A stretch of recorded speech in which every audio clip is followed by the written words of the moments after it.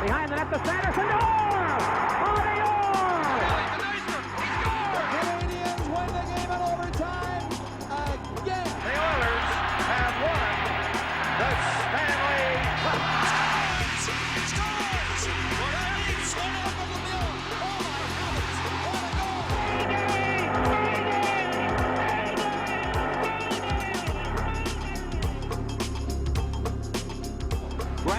The first star in the 3-1 victory on Tuesday night, is in goal again for the Edmonton Oilers. No change at the other end.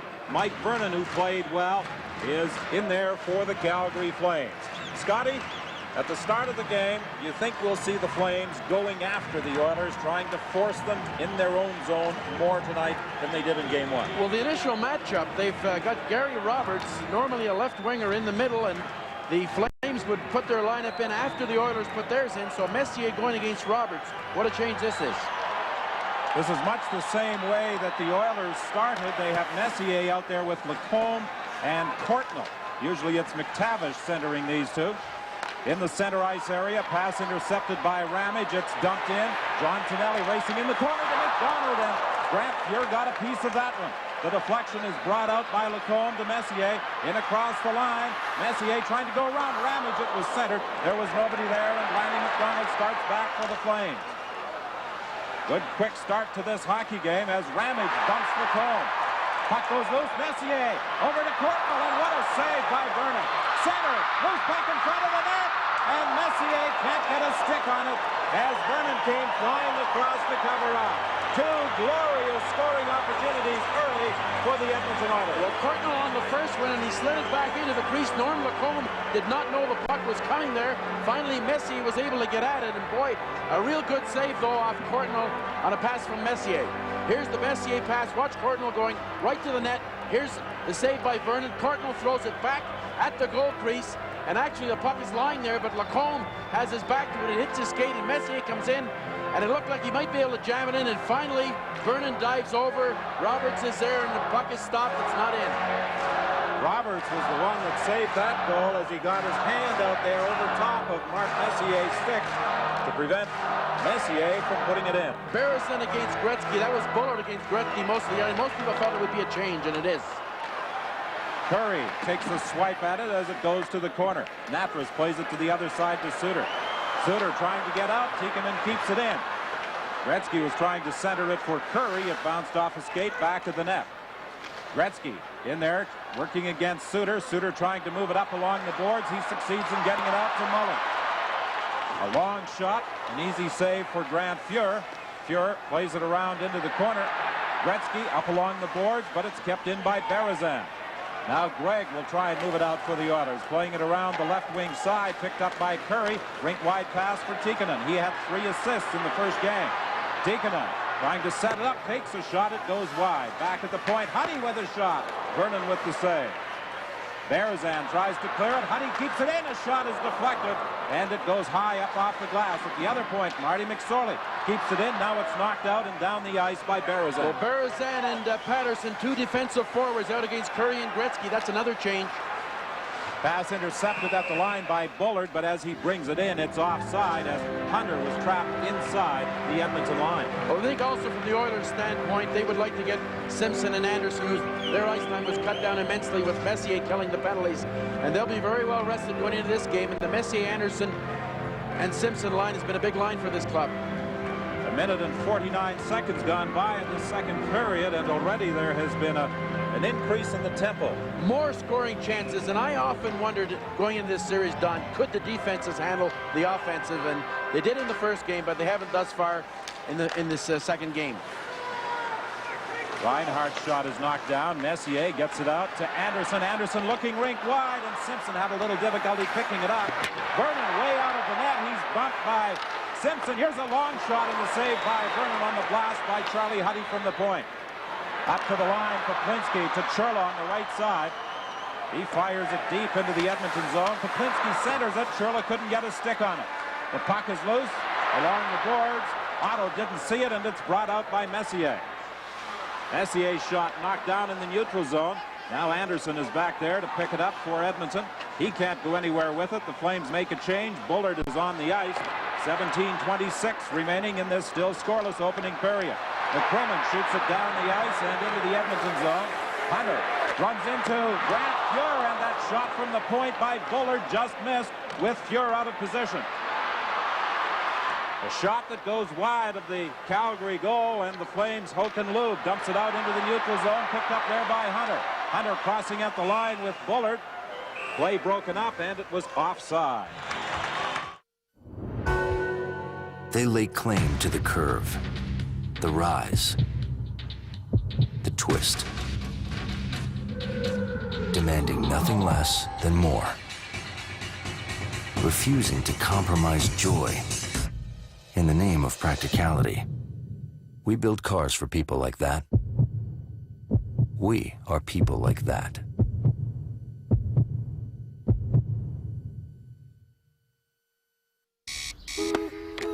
Imagine. Imagine. Imagine. Imagine. Imagine the freedom.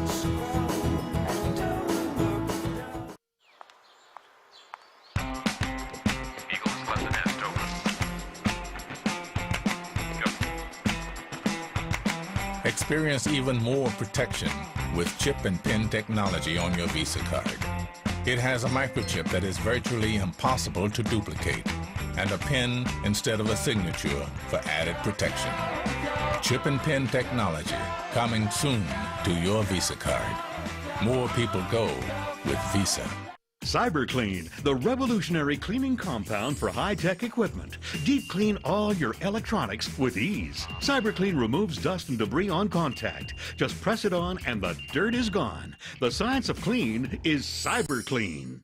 The competing coaches, Terry Crisp and Glenn Sather and Scotty, in your coaching career, you had both of them as players. Both great role players. The leaders, the skilled players looked up to these two grinders. If they didn't play, you knew they were in the game, though. They were the best bench-warming players I had until I got into Providence and I started using them. They were very good team players.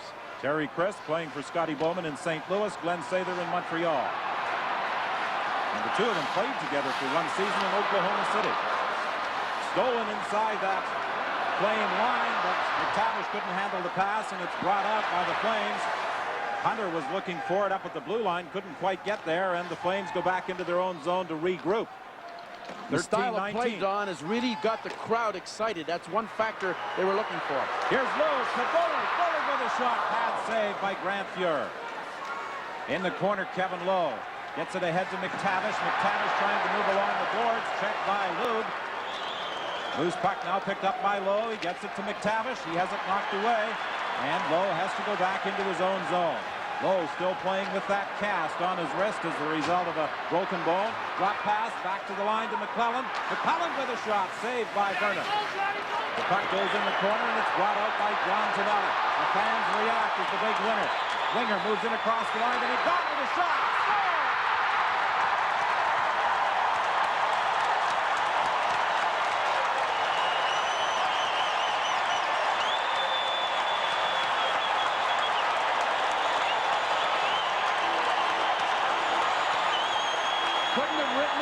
The crowd favorite, Lanny McDonald, took the pass from Tonelli. He just drilled it right at the net. Fuhr missed it. It went right through it. It surprised them completely. On the turnaround, the Oilers had their fourth line out there. That was McClellan took the shot, and on the turnaround, Tonelli made a simple pass going over the blue line to McDonald. Watch it play. He's allowed to come up. They got the defense backing up. But you don't score goals on Fuhr from this distance very often on the angle. The puck goes right through him. He was so surprised, and it went up in the top. Well, I may have misspoken myself when I said John Tonelli, the big winner, instead of the big winger, but he indeed has been a winner during his National Hockey League career, and he set up that goal by Lanny McDonald, his third of the playoffs at 7:23, and Mike Vernon, the goaltender, also draws an assist. It was an end-to-end rush by John Tonelli. Well, the contribution of that line 2 years ago, and Riseborough in the middle, now he's behind the bench, is a big factor. Here comes Poplinski. Poplinski against McSorley. The glove save by Grant Fuhr. Picked up along the board by Churla. He tried to flip it into the corner, but Charlie Huddy is there for the Edmonton Oilers. McDonald from Tonelli and Vernon at 7:23, putting the Calgary Flames in the lead. And remember, reflect back to that statistic about the team that scores first and their success rate in the playoffs. Messier plays it off the glass and into the Calgary end. 11:39 remaining in the period. A much quicker pace to this hockey game than in game one. Smith plays it around the boards. He is hit by two Calgary Flames who are in deep forechecking. Tikkanen had difficulty handling it at the line. Picked up now by Patterson. He gets it out into the center ice area. Gets a return pass from Mullen. Tried to give it back to Mullen, but put himself offside in the process. And the Flames had to go outside the line to regroup. Much more contact by the Flames. I think they watched the Boston Bruins last night, the way they finishing the check. After the puck carrier lets the puck go, he gets hit. Gretzky to Tikkanen. Tikkanen trying to go to his backhand. Gretzky gets it again in front for Curry. He couldn't get a shot away. He was tied up by Rob Ramey. Now it's Berezan dumping it out into the neutral zone. Vernon had the puck. He thought there was going to be a whistle, but when there was no whistle, he flipped it ahead, and the Flames brought it out. But now there's a whistle as it's knocked down by Berezan in the neutral zone with a high stick. Well, there's Randy McDonald, and what a big goal to get that first one. They got them backing off the line, and here they are now, and watch this shot. It's just a routine shot right at the net. Didn't get a lot on it, and it kind of went to the side of his pad and then found the opening between the legs. John Tonelli making the play. A milestone game the other night for Lanny McDonald, his 100th postseason game. This is number 101, and what a way to get it started with the opening goal. I think the Flames would like to use the four lines. They've used it most of the season. They feel it would reduce the ice time of Gretzky and Messier. I don't know if the Oilers will bite for it, though, and go with four lines very often. Reinhardt to McCrimmon. McCrimmon along the boards to McDonald. He shoots it into Edmonton territory. Tonelli in there quickly on top of Muni. The puck goes loose at the side of the net, and Grant Fuhr has to dump it down the ice. Well, imagine this line of Courtnall, Lacombe, and McTavish had a good series against Winnipeg, and now they'll have to really come to the forefront here. McDonald in across the line for Roberts. He tried to get it back to the point to Tonelli. Tonelli has been very aggressive in this first period for the Flames. That's what they were looking for from the big winger. And now it's Roberts along the boards, and he and Courtnall are going at it. That took place directly in front of the Edmonton Oilers bench, but the two linesmen, Stickle and Collins, quickly intervened. Well, Roberts, he skates quite a distance to really go after players that have moved the puck, and he's been really tonight, he got a little bit of a cut on his lip here, and Roberts has really been trying to play that body. And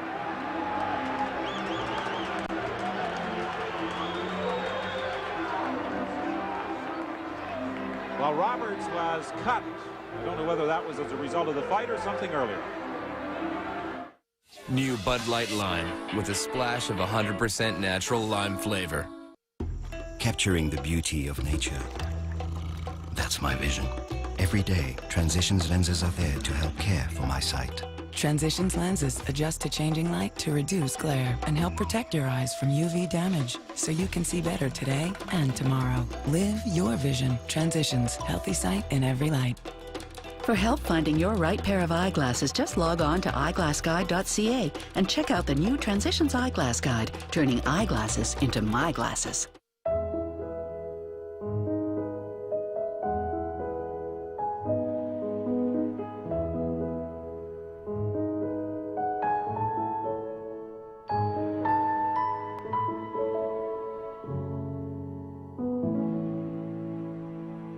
On Thursday, August 13th, Dairy Queen's most magical treat will become even more magical because all proceeds from every blizzard you buy help children in your Children's Miracle Network hospital. Ford has great news this summer.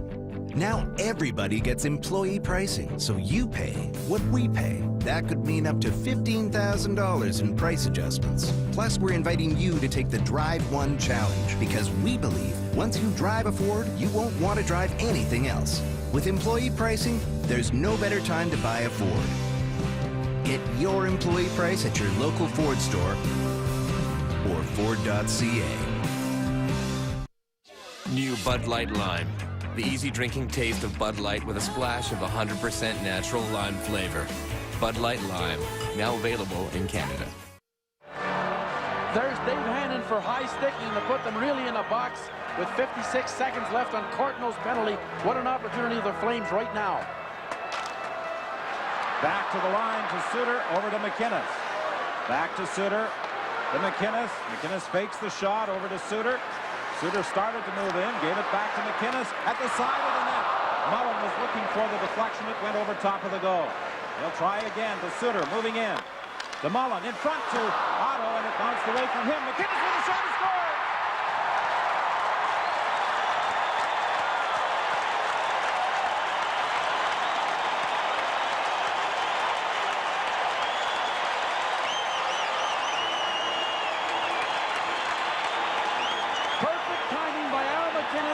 He gets the puck off the backboards, and they played this very well. Suter not shooting rather than faking it. This is a long, hard pass, but watch McInnes now.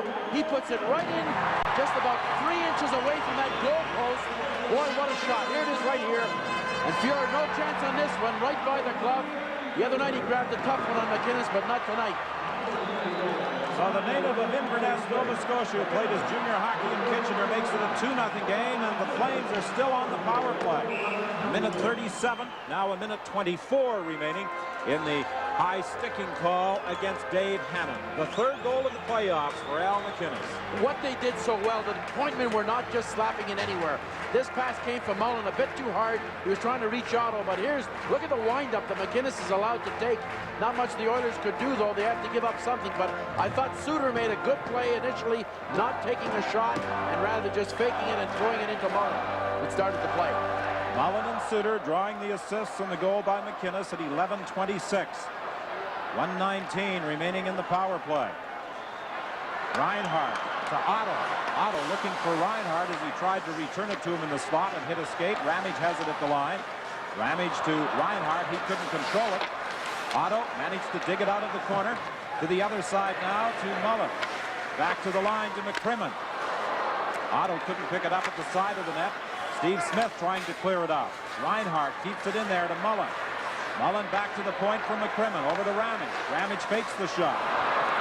Plays it into the corner. Steve Smith gets it, but has difficulty clearing it the first time. Now gets it ahead to Yari Curry. He dumps it out to Grettzki in the neutral zone. Grettzki to Curry. Curry in across the line. Overskated it, and Reinhardt comes back. For Bullard, his pass knocked down in the center ice area. He'll try again. Over to Ramage. 26 seconds remaining in the penalty to Dave Hannon. Now it's Tonelli along the boards. Having problems there with Lowe. It goes loose. Craig McTavish, who did such a fine penalty-killing job the other night, takes it down into the Calgary zone. It's fired back out to Bullard. Bullard taken out of the play by Lowe. Picked up by McTavish now in his own zone. He's knocked out the puck. McInnes with a shot. And Fuhrer got a piece of that one. That one was labeled for the top corner, just like his first goal. And now the Oilers are back at full strength. Messier along the boards to Hannon. He's having problems getting out. Finally, it comes ahead to McTavish. Working against McInnes. Penalty coming up here against the Calgary Flames. And as they touch it, the whistle goes with 6:37 remaining in this opening period, and the Flames in front 2-0, and Bullard goes to the box. Hi, this is Chuck Storm. I'm live at the scene where last night there was a robbery at about 3:30 in the morning. Now, police have...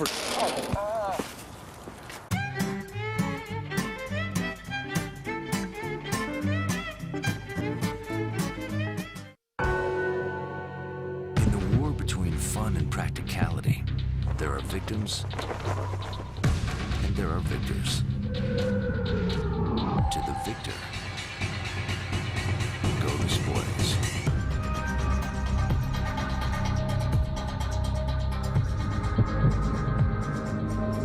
All new, all that. Mazda 3.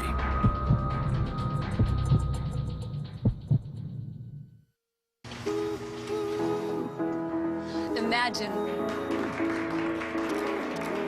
Imagine. Imagine. Lotto 649's next jackpot is $35 million.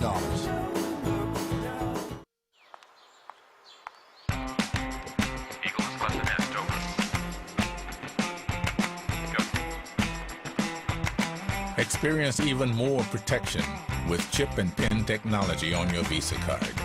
It has a microchip that is virtually impossible to duplicate and a pin instead of a signature for added protection. Chip and pin technology coming soon to your Visa card. More people go with Visa. Ryan, what are you doing? Sir, behold, the cheddar bacon Uncle Burger. Sirloin patty, cheddar cheese, and bacon. Well, it's... Yes. Yes, it is.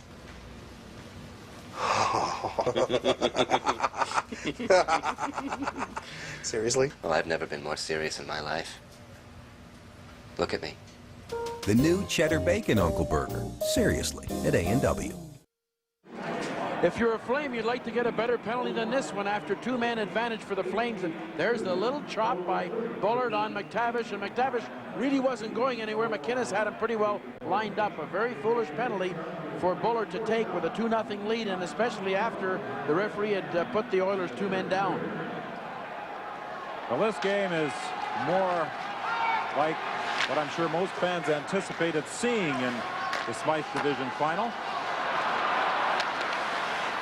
Messier at the line to Curry, back to Huddy, to Curry, Huddy in deep, to the point, to Curry.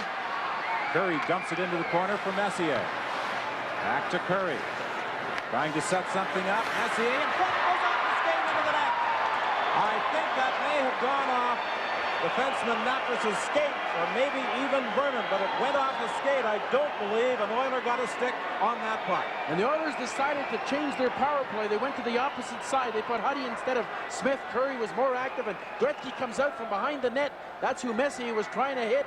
And like you said, I went off. I don't know if it went off the goaltender or went off right in front of the net, but here's the pass from Curry. Gretcki slips out in front.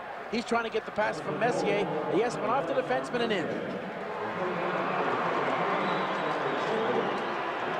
And for Mark Messier, that's his 6th goal of the playoffs, with Curry and Huddy drawing the assist, and that comes at 13:49. Now it's Mullen in across the line. Curry picks it up, and Curry, with no one to pass it to, plays it off the boards and down the ice. Well, you don't see pattern plays, Don. I mean, these teams can adjust so well. The Oilers weren't happy with their first couple of power plays. Bang, they change it. Racing back after it is Charlie Huddy. Huddy to Tikkanen. Tikkanen, rink wide, picked up off the boards by Gretcki. Gretcki drops it to Curry. Curry at the line. Dumps it into the corner, and it's picked off there by Berezan. He can't clear. Curry with a shot. It goes wide. Now in the corner, it's Tikkanen. Back to the line to Marty McSorley. McSorley plays it in behind the net. Curry trying to get it out front. It goes to the corner. Tikkanen back of the net looking for Gretcki. Gretcki tied up there by Reinhart, but he can't get it out. Loose puck picked up in front of the net by Mullen, and Mullen plays it off the boards and out to the neutral zone. 2-1, the Flames in front. 5:07 remaining in this opening period. Gretcki steals it. Gretcki tried to slide it across the hand, and it never got there. Gretcki gets it again in front, and the shot knocked down off the stick of Hannon. Back turnover with Joey Mullen to give the Oilers a good chance. They had a lot of pressure on the Gretcki, Tikkanen, Curry line. The puck back into the Calgary zone. As the Oilers make a change, Natras falls on top of the puck, resulting in a whistle.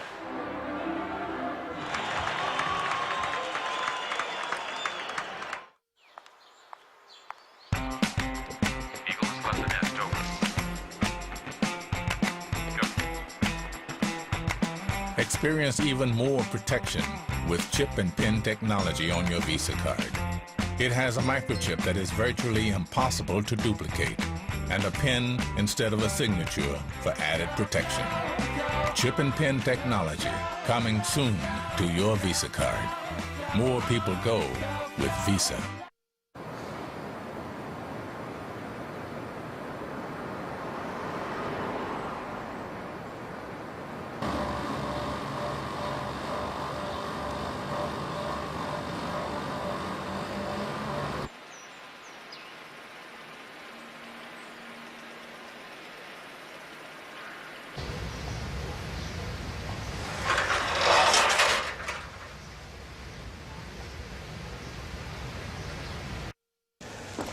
Ryan, what are you doing? Sir, behold, The cheddar bacon Uncle Burger. Sirloin patty, cheddar cheese, and bacon. Well, it's... Yes. Yes, it is.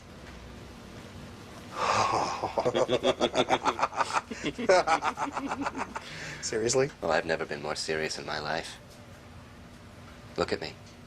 The new cheddar bacon Uncle Burger. Seriously, at A&W. In the war between fun and practicality, there are victims and there are victors. To the victor go the spoils.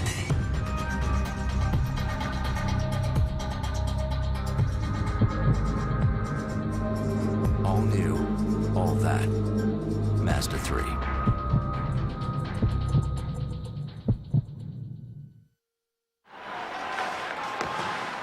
Flames trying to prevent the Oilers from going home with a 2-0 lead, and they have a 2-1 lead in the game at the moment. It's fired deep into the Edmonton zone. Lou plays it around the boards. Kevin McClellan has it. He didn't see a great deal of ice time the other night in game one. Probably been on the ice more already this evening. In the center ice area, Hannon races after it. Hannon lets a shot go. That went off the leg into the corner. Hunter dumps it out to the neutral zone. Craig Muni plays it to the line. Picked up there by Suter. Suter circling to get away from Krushelnyski. Now gets it over to Natras. Rink wide to Suter. Suter, the leading point-scoring defenseman in the NHL. He's upset. The fans react, thinking there should have been a penalty, but there was no whistle. One of the officials in the league who is very concerned about diving, and talking with McCreary today, and I don't think you'll see much any penalties called when players dive like that one. He said he had a couple of incidents in the series between Winnipeg and Edmonton where players were taking a dive. Picked up now by Anderson. Anderson has to wait for Simpson to try and get outside the line. He doesn't. Simpson takes a really good hit from Lanny McDonald. Lost his stick in the process, but he was sandwiched between a couple of the Flames. Back comes Roberts. Roberts slides it to the goal mouth. Can't get through himself. And Fuhrer leaves the puck in behind the net for Tikkanen. To McSorley to Anderson. Anderson for McSorley. He couldn't control it. He's taken in heavily against the boards by Rob Ramage. The puck to the line, kicked in by Huddy. His shot knocked down in front of the net. Ramage plays it ahead to Roberts. Roberts trying to shoot it in is checked by McSorley, and the Edmonton defenseman comes up with the puck. Back to Tikkanen to Huddy. Up into the center ice area to Glenn Anderson. Anderson crossing there with Grettzki, but stealing the puck is McInnes. To Mullen. Three of them in across the line. McInnes with a shot. It doesn't get through. It was blocked in front. Gretzky comes back for the Oilers with Anderson. Going for the net is Gregg. There's the shot by Gretzky, and the puck is knocked off its moorings as Gregg went right through to the goal mouth.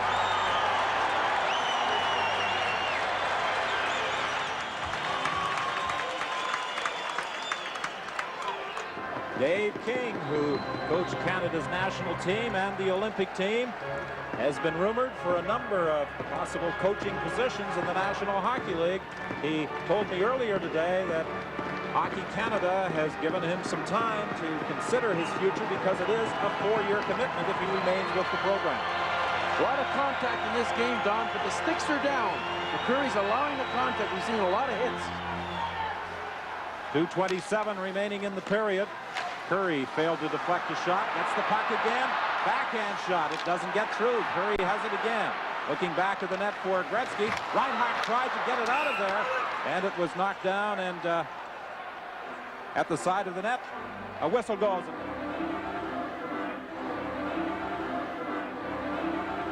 2-1. The score remains here at the Saddledome. The Flames in front of the Oilers.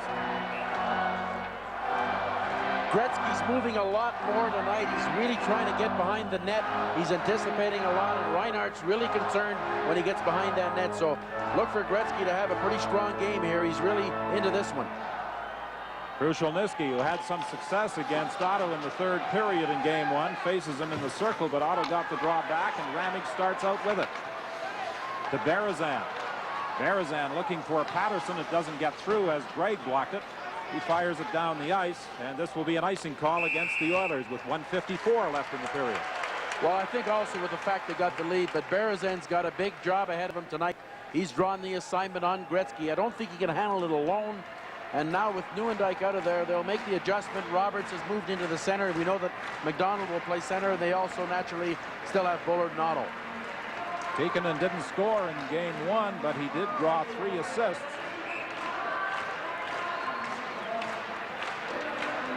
Face off back in the Edmonton zone to the left of Grant Fuhr.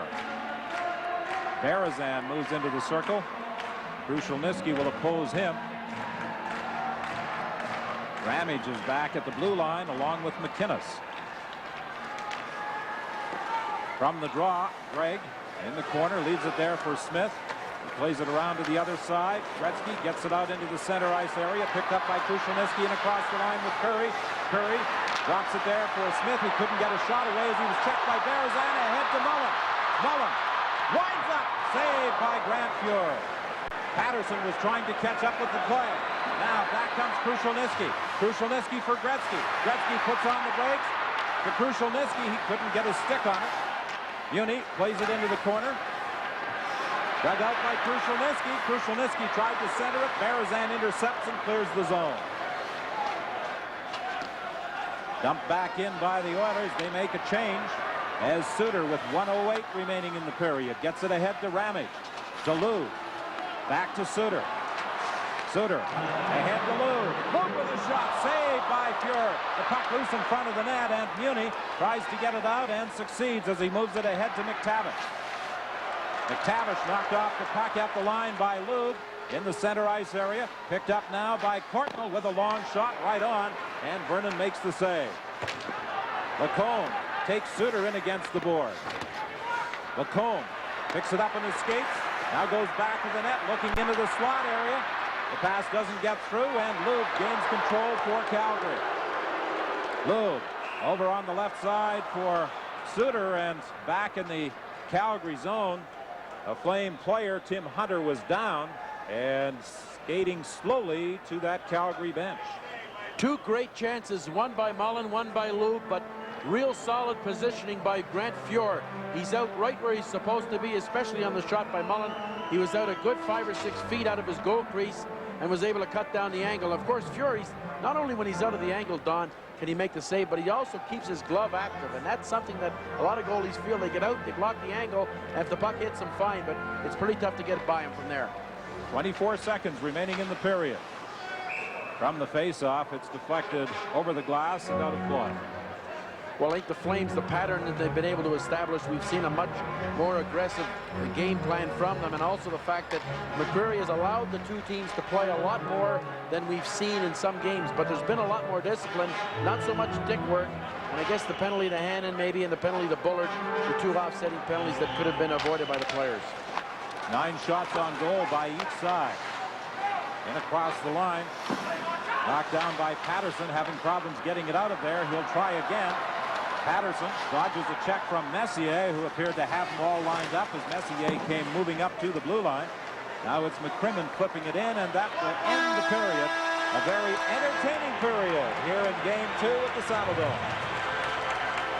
Well, I think, you know, the Oilers felt they'd throw the kitchen sink. The Flames would, and I think coming out only down a goal, you've got a chance to regroup. Down 2, it would have been really uphill. And so the score at the end of the first period is Calgary 2, Edmonton 1.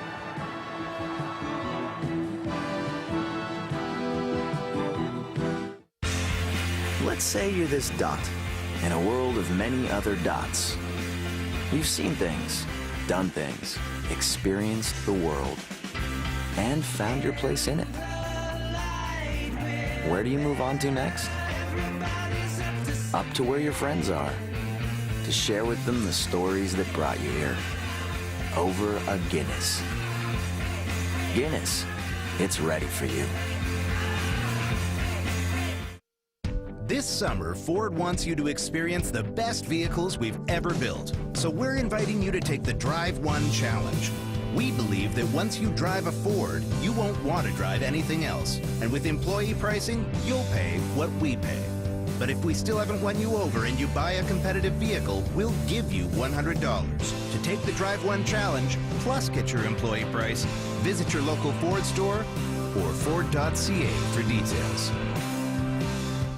The new JVC, a Vario memory card camcorder with dual SD card slots, one-touch upload to YouTube, and easy export to your iTunes library. The new colorful of Vario memory card camcorders. The perfect experience, JVC.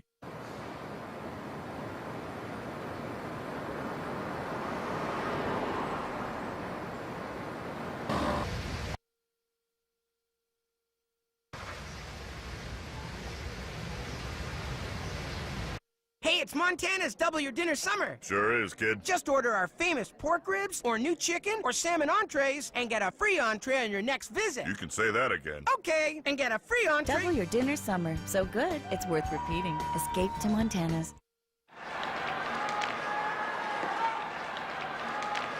Some good hit. Courtnall having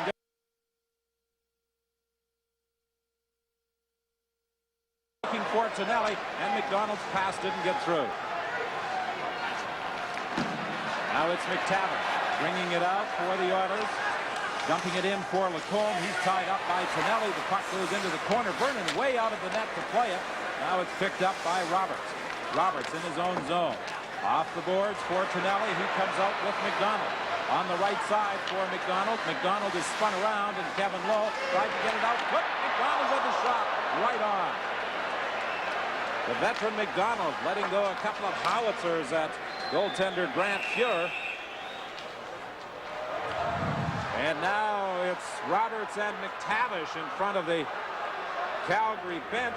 They dropped their gloves, but very quickly Kevin Collins got between them and no punches were thrown. The stars of this international sport travel the world looking to conquer links, sand traps, and the competition as they search for the spirit of golf. Sunday morning at 11:30. Brought to you by Rolex.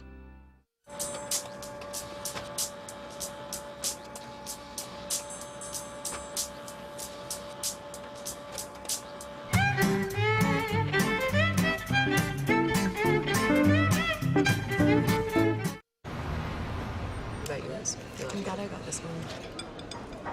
Congratulations on eating. You've won one of the trips Boston Pizza's giving away every day. Me? Take a look at your prize, a trip valued at $2,500. Relax on a beach, hit the slopes, or live it up Euro style. This is so exciting!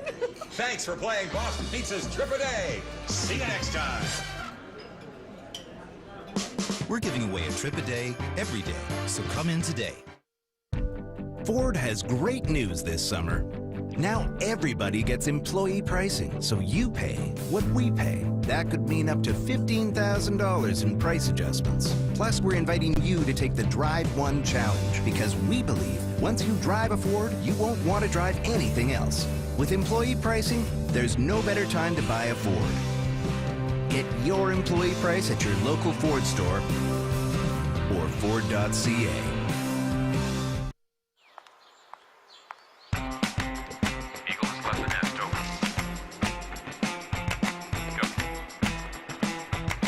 Experience even more protection with chip and pin technology on your Visa card.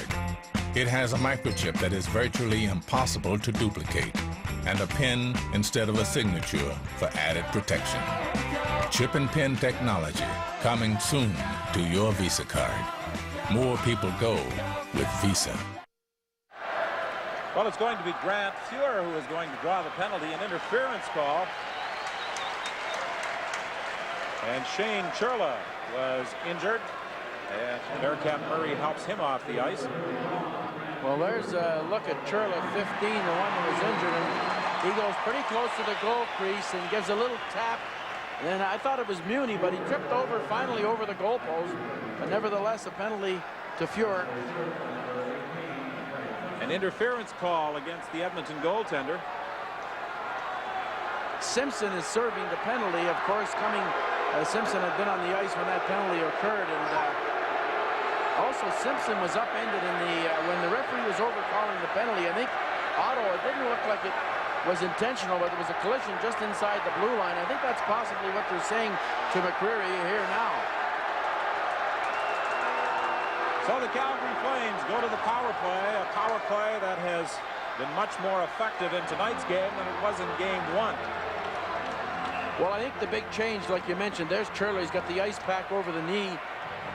And when you're looking at the way that they're, lining up, I think Tonelli's going to be a big factor for the Flames power play because they got him on that off wing now.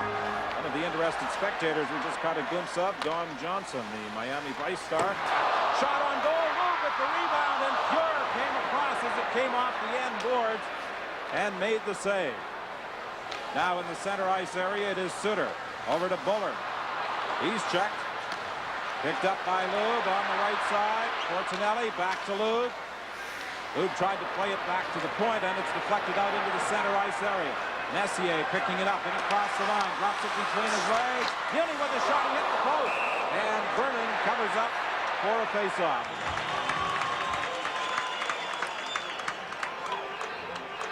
1:26 remaining in the penalty to Grant Fuhr with a 2-1 Calgary Flame lead over the Edmonton Oilers and 16:53 left in the second period. There's a good chance. McInnes had moved up and Gretzky threw it behind him, and Messier was a one-on-one, but Muni came up and a forward was back, I think, for the Oilers or for the Flames, and they got mixed up. And finally, Muni got a good shot away.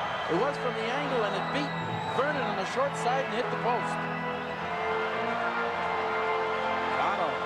Opposed Grettzky in the face-off circle to the right of Vernon. They want Otto to be physical in front of the Oilers' net on the power play, and that's what they're talking about today, the Flames, to get physical when they're on the power play. Get involved. Ramage, who has certainly been physical tonight, brings it out. Now on the right side. Centering pass is deflected and knocked back out into the neutral area. Ramage shoots it in. McCrimmon trying to pick it up off the boards. Plays it around to the corner for Reinhart. Back to the line for Ramage. Over to McCrimmon. Into Reinhart. Reinhart to Mullen. Tees it up. Fuhr got a piece of it. In back of the goal. Reinhart falls. Mullen comes in trying to dig it out of there. Reinhart gets it again. Plays it back to the line to Ramage. Ramage with a shot. Score!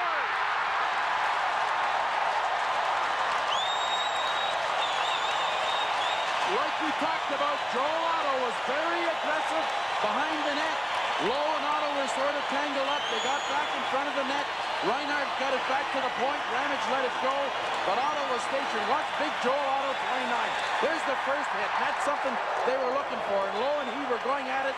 Finally, the puck comes on the other side, and I think it goes back to the point, but watch Otto. He comes right in front. Here's the tip in on the shot by Ramage, and Otto gets good position right in front of the Oiler and tips it up high. Otto was very involved in that goal. A good shot to tip goal by Ron Ramage. Another power play goal for the Calgary Flames. It's 3-1. McTavish in his own zone. Back to Steve Smith. Over to Randy Gregg. He moves it ahead to McTavish. McTavish is taken out of the play by McInnes. Reinhart and Mullen drawing assists on the goal. Coming at 3:56. Roberts intercepts. Pass gets it ahead to Tonelli. Tonelli in front of the net. A deflection, and Fuhr came up with it as McDonald was driving for the net and deflected it into his pass.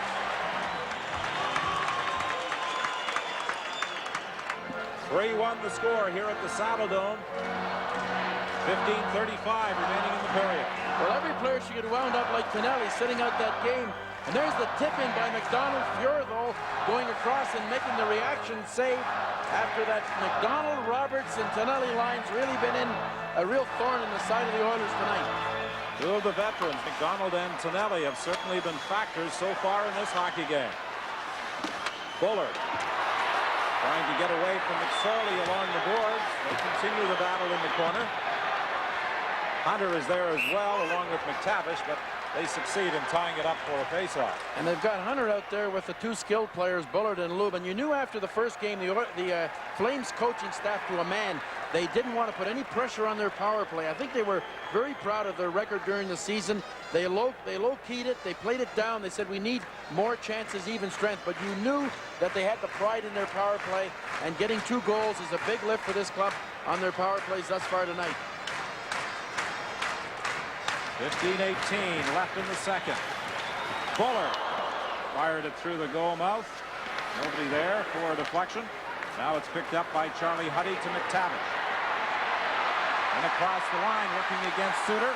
McTavish takes a shot, and making the catch is Vernon, with Portnoy standing right on the doorstep. Well, that's the stuff they were talking about the other night. They felt they did not really take the assertion and the initiative to get players away from the goal crease in the corners, and every time we've seen a confrontation tonight, somebody from the Flames has been trying to push an Oiler. This is a shot right from McTavish. Courtnall's right in front. I think it's Natras that's given that extra shove. Get away from there. The next time it'll be down, and I think that's one thing the Flames have designed strategy for this game. Messier is out there now with Anderson and Simpson. Huddy and McSorley back on the blue line. This is the line, of course, the Messier, Anderson, Simpson line. You look to them to lead the attack. They've been inconspicuous in the last 4 periods. In the corner, it's Suter. Playing it ahead for Poplinski. He moves it to Churla. He had a little difficulty controlling it in the center ice area. And McSorley takes over in his own zone. Ahead to Messier. Simpson catching up with the play on the left side, couldn't control the pass, and he's bumped by Natras. Messier is taken in against the boards by Suter. Messier and Natras continue the battle. It comes loose to Anderson. Anderson looking for someone to pass to, but it's intercepted by Poplinski, who starts back for the Flames. He's taken in against the boards by McSorley. Manages to continue on, but can't center it. And the Edmonton defenseman comes up with it ahead to Messier. Messier working against McCrimmon along with Simpson. The two of them come in across the line. It goes loose in the corner. Simpson is bumped. The puck picked up by Churla. Over to Tonelli. Tonelli down the left side, hit by Craig Muni. Tried to get it back to the point as he was falling, and it's intercepted by Simpson. Simpson to Gretcki. Gretcki back to Simpson, and he was looking in across the line for Curry. Intercepted, and back comes Roberts.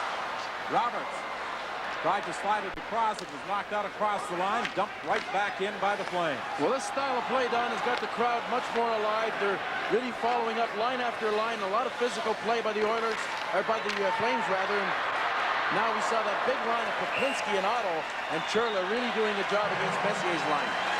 Hockey night in Canada, a Stanley Cup tradition. The stars of this international sport travel the world looking to conquer links, sand traps, and the competition as they search for the spirit of golf. Sunday morning at 11:30. Brought to you by Rolex. The Dairy Queen Sweet Deals value menu has 9 items to choose from. Any 2 for $4, any 3 for $5, and any 4 for $6. So I can choose from over 20,000 meal combinations! I'm gonna need a bigger tray. DQ Sweet Deals. What's your deal? This summer, Ford wants you to experience the best vehicles we've ever built. So we're inviting you to take the Drive One Challenge. We believe that once you drive a Ford, you won't want to drive anything else. And with employee pricing, you'll pay what we pay. But if we still haven't won you over and you buy a competitive vehicle, we'll give you $100. To take the Drive One Challenge, plus get your employee price, visit your local Ford store or Ford.ca for details.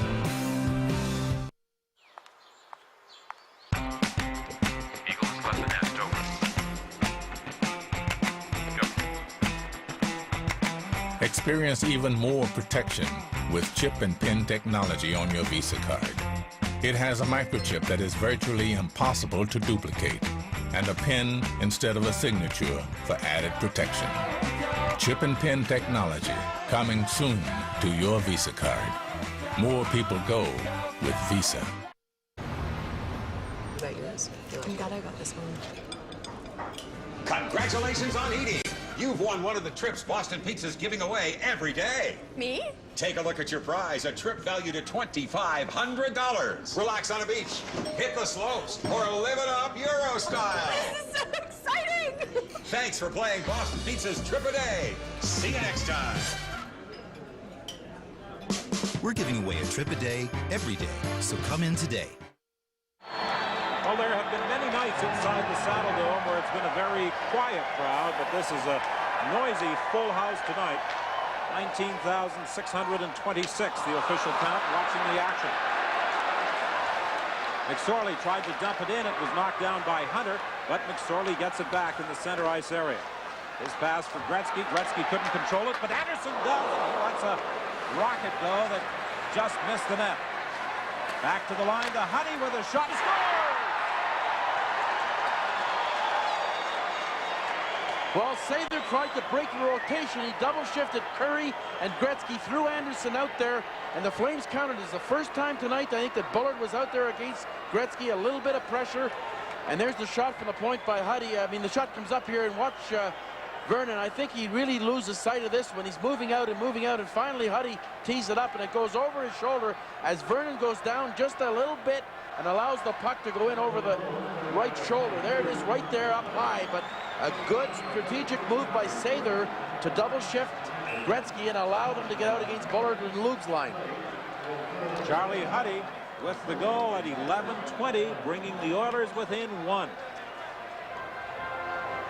A lot of traffic in front of Vernon as Huddy from the point moved in with that shot, that rising shot, just going in under the crossbar.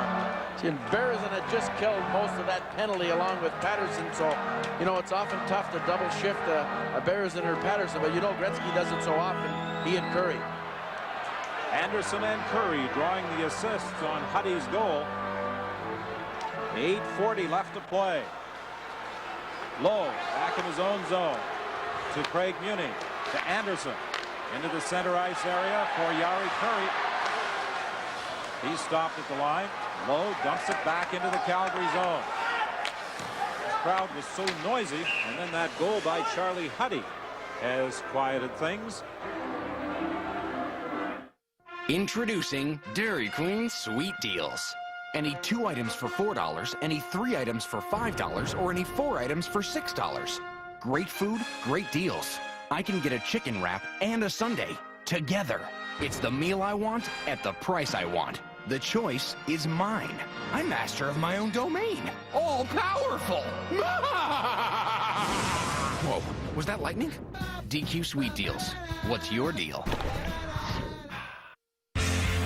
Let's say you're this dot in a world of many other dots. You've seen things, done things, experienced the world, and found your place in it. Where do you move on to next?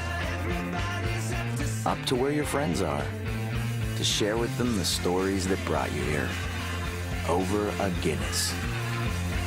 Guinness, it's ready for you. Imagine. Imagine. Imagine. Imagine. Imagine the freedom.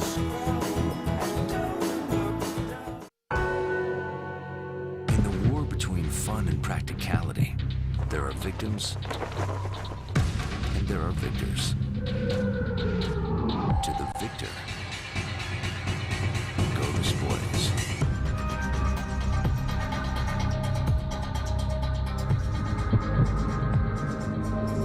All new, all that. Mazda 3.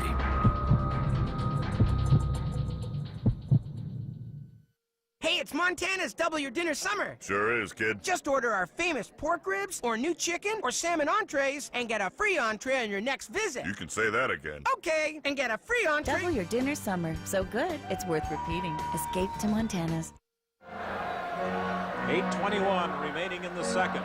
3-2. The Flames lead it. Edmonton won the opening game of the series on Tuesday night, 3-1. It's tied at 1 going into the third period when Edmonton got 2 goals from Yari Curry and Wayne Grettzki. And prior to that goal by Huddy, Anderson put in about a 60-footer routine shot that just grazed the outside goalpost. Played off the boards and down the ice. This should be an icing call against the Flames as it's touched by Craig Muni. Well, they've made one change, and Tikkanen and Anderson have flip-flopped lines, and we saw Tikkanen trying to get something going. He was pushing and shoving with Otto, and you look at the lineup that the Flames have out there, and that's the line, I think, tonight. And Churla, Koplinski, and Otto, probably their 3 most aggressive forwards, although you wouldn't be able to know it the way McDonald and Tonelli have played, but 3 big forwards, and they've tried to play them against the Simpson, Messier, Anderson line. Well, Messier can look after himself, although Simpson being a rookie a couple of years ago, only his first big playoff series, they really got Churla trying to everything he can to intimidate Simpson. Koplinski facing Tikkanen in the circle to the right of Vernon. From the draw, Crimmon back of his own net, playing it off the glass. Here stops it there for Kevin Lowe. He quickly plays it around on the boards for Simpson, who attempted to deflect it out to Messier or Tikkanen, who were breaking down the ice, but it never got through. Now Lowe tries again from his own zone. Dumps it off the boards. Reinhardt is back, being watched by Simpson. Tikkanen intercepts. It's loose in that Calgary zone. Finally poked up along the boards and into the center ice area. Fired right back in by the Oilers. Flames dump it out of there. Greg has to wait for a teammate to get on side before flipping it back in. And now there's a whistle, and I think there's going to be a penalty here as Poplinski and Messier directly in front of that bench do some shoving.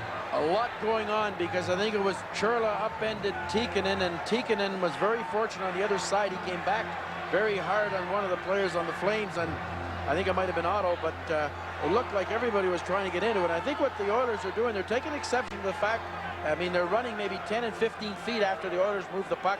I think it was Randy Gregg brought his stick up initially on Churla, and Churla's the one forward that's really went out of his way to make sure he finishes his checks. Churla is heading to the penalty box. Well, Messier's also, he hasn't got a stick, and Collins is telling him to get in the box, and somebody will bring the stick over. And Messier now takes up his position in the penalty box, and this is how it all developed in front of the bench. Well, there's Simpson. He took, that wasn't the initial. I think it's right here. Watch Churla. He'll come in. I think it's Churla. Here he comes. He just came across there and took out Gregg, and that started it. Poplinski has also gone to the box. See, here's Gregg right now. And watch Churla now. See, he comes in again, and Gregg gets his stick up, and I think you'll see there's Messier took a slash at Poplinski, and they both sort of put their sticks at each other. So Poplinski and Messier with the offsetting minors. That's right. Churla draws the extra. The initial call would have been on Churla for going after Gregg. I think that's what he's explaining to Chris. High sticking penalties. Well, we were wondering how much would the Oilers take in the contact factor. I think the fact that they got that goal to close the gap to 3-2, but they showed a little bit of their frustration on the last play, and it's pretty tough, Don, when guys keep coming at you. You know, eventually you're gonna, I mean, I think from the Flames standpoint, they're trying to curtail the speed of the Oilers, and also the fact to remind them when you do make a pass, you're not getting back in the play. Well, here's the play, and I think Vernon, he just goes down enough to let the puck go over the side, and he was searching for the puck. He didn't see it. It was a routine shot, and you know, with the goals that the Flames have scored, the Ramage goal tipped in by Otto, and the McInnes goal, the point that have really been active as far as the goal scoring is concerned. 3 of the 5 goals. So that goal brought the Edmonton Oilers to within 1.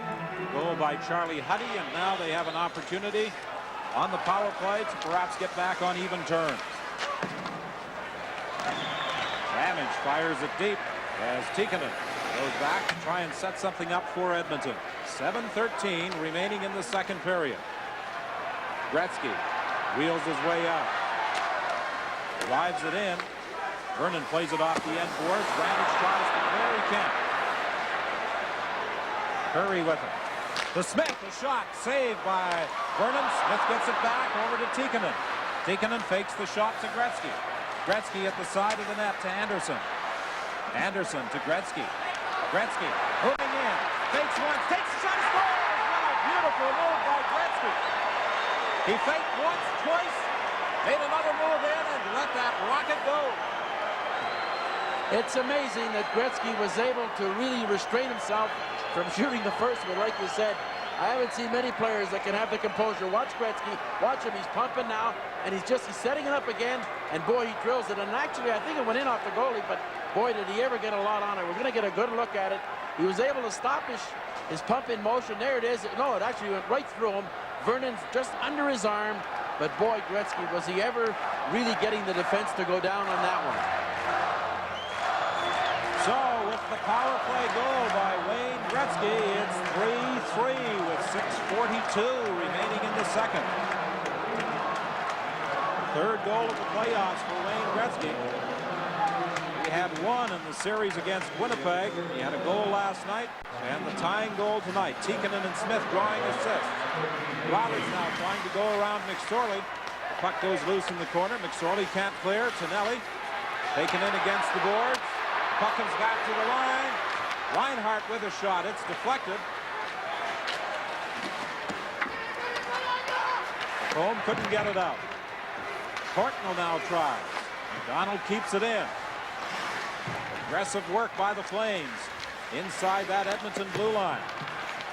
McDonald along the boards, looking back at the net for Tonelli. Tonelli to McDonald. His shot goes off his skate to the corner. Roberts is bumped by Lacombe. They play it to the other side. Edmonton having difficulty getting out of its own end, and finally it's lofted down the ice by Charlie Huddy. Good shift by Brad McCrimmon, pinched in twice and once just about at the goal line to keep the first play in.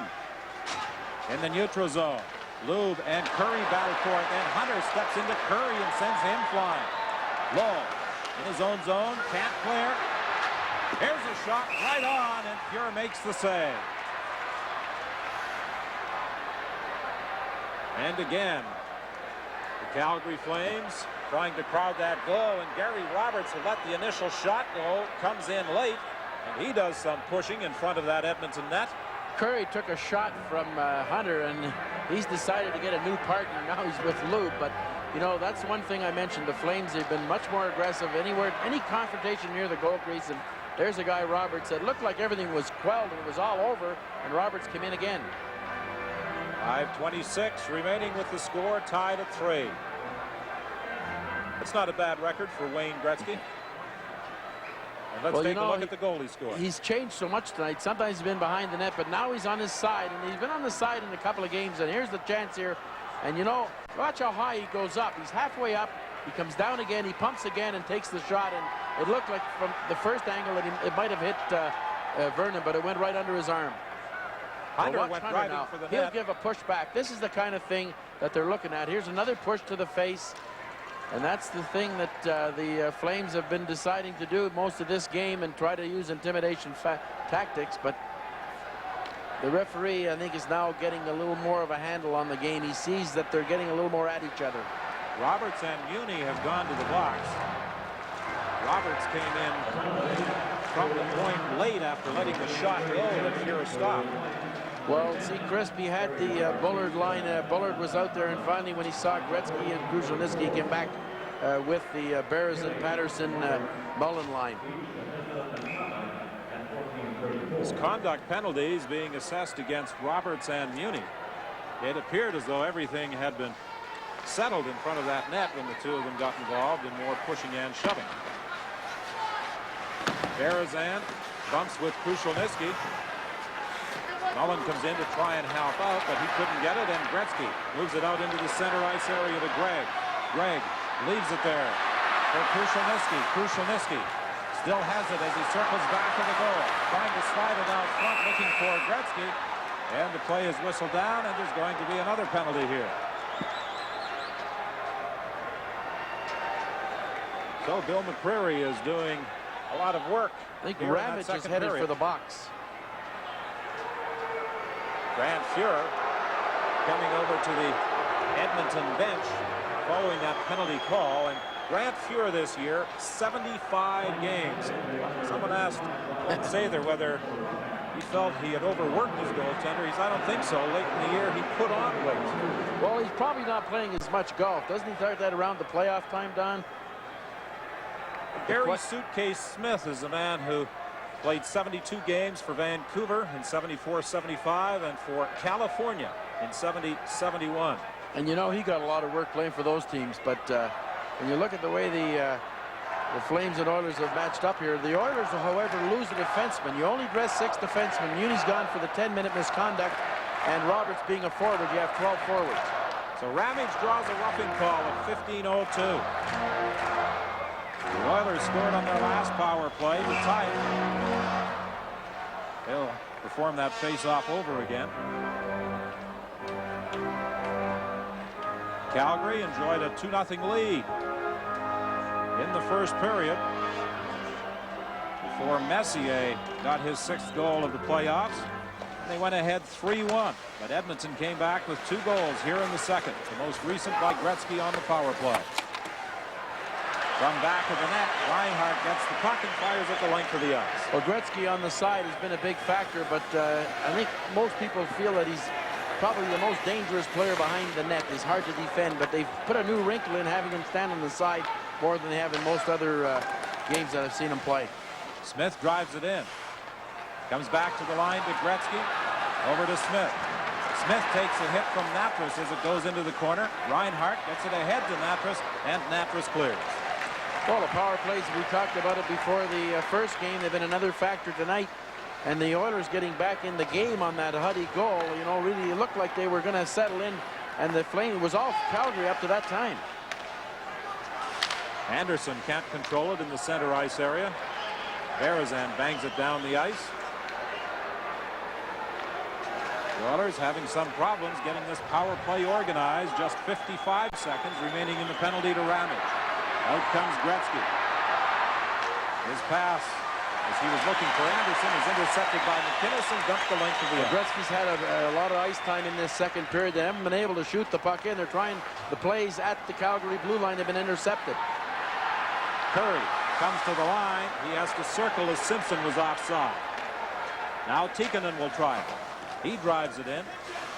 McCrimmon picks it up in the corner, gets it ahead to Joel Otto. He spots an opening and clears it. Well, you can't change your mind. If you're going to shoot it in, you've got to all know it. If you're not going to, then you've all got to know it as well. And I think that's one thing the Oilers are having a problem with. Again, Otto doing a great job of penalty killing. Gets that opening to clear it and goes to the bench. Just 7 seconds remaining in the penalty to Ramage. Very effective penalty killing again by the Flames. Yes, and this is a big penalty for the Flames to kill. Now it's Loeb stealing it in the center ice area to Reinhart. He's stopped at the line. Charlie Huddy bangs it off the boards and out into the center ice area. 2:46 left in the second period. The score is tied at 3. McSorley being chased by Berezan. Gets it to the line, and it's bounced out into the center ice area by Simpson. McSorley and Hunter, 2 big men, collide in the corner. The puck goes loose. It comes to the point now. Reinhart with a shot. Fuhr somehow got a piece of it, and Fuhr is sent sprawling, and there's going to be a penalty coming up against the Edmonton Oilers. It looks as though Marty McSorley will be going off for holding. Well, he took the big hit from Hunter going in on the play, and I guess he came back in front of the net, and a tired Oiler group of forwards out there. Here's the first hit by Hunter, and the puck comes back here, and watch McSorley. He goes to the front of the net. He's still got his hand right on Hunter's stick. There it is right there. He's not letting go. He's got his hand on it far too long, but the Oilers got caught with some tired players out there, and Flames had fresh guys. McSorley in the penalty box for holding. A power play opportunity now for the Flames with 2:22 remaining in the period. Suter back at the point. Lays it into the corner. Bullard is there. Bullard to the line to McInnes, over to Suter. Fakes the shot to Lou. Back to Suter. He lets it go right on the rebound. They jam away at it, and somehow Fuhr managed to keep it out as Messier breaks out. Play is whistled down. Back at the Edmonton goal as the net was knocked loose. But there was a real skirmish in front of that goal as Fuhr made the initial save, and then Tonelli and others drove for the net looking for the rebound. Well, we saw the way they've been killing penalties. They give up, and Tonelli was the one who had a couple of whacks at it. Finally, the puck lay loose. I think Messier came in and picked it up. But what the Oilers have been doing on the power play, they really only force one side, and they give up the pass across, and then finally they get back to that guy. But the way Suter and McInnes can shoot, if the Flames can move the puck to that open man, they're going to get those good shots like they did there. Randy Gregg taking Tonelli out of the play, and Bullard was sent in to the net by Steve Smith. 1:39 remaining in the penalty to McSorley. Smith in his own zone. Dumps at the length of the ice. 3-3 the score.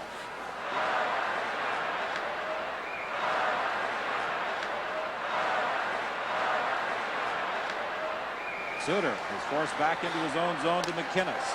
Now Suter starts up. He drives it in. It comes back to McInnes. McInnes at the line, lets a shot go. It deflects off the skate and doesn't get through. And Hanna brings it down the ice and dumps it into the Calgary zone and goes to the bench on a change. Messier out there penalty killing now for the Edmonton Oilers along with Grettzky. Reinhart to Joel Otto to Mullen. Mullen plays it around the boards.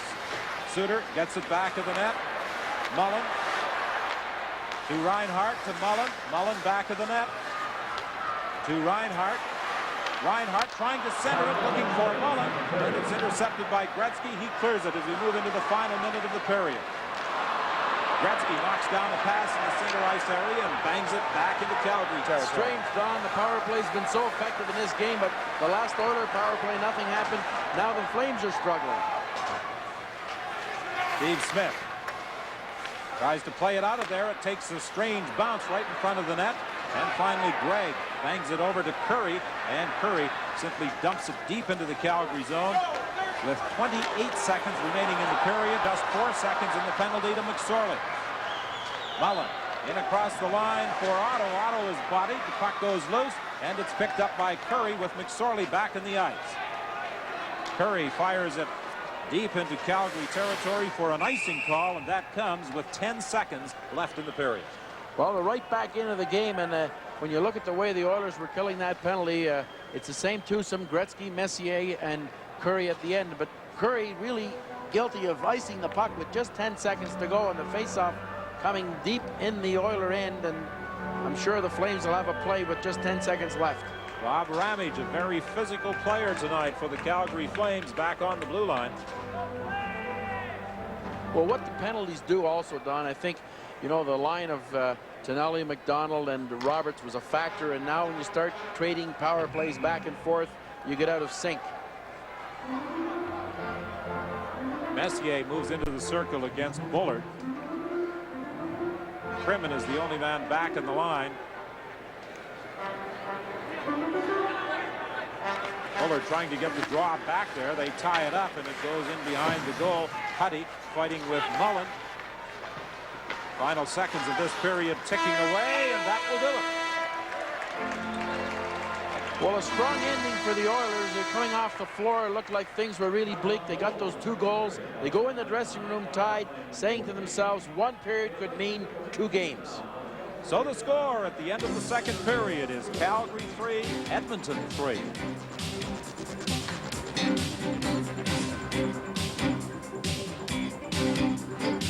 CyberClean, the miracle cleaning compound for car interiors.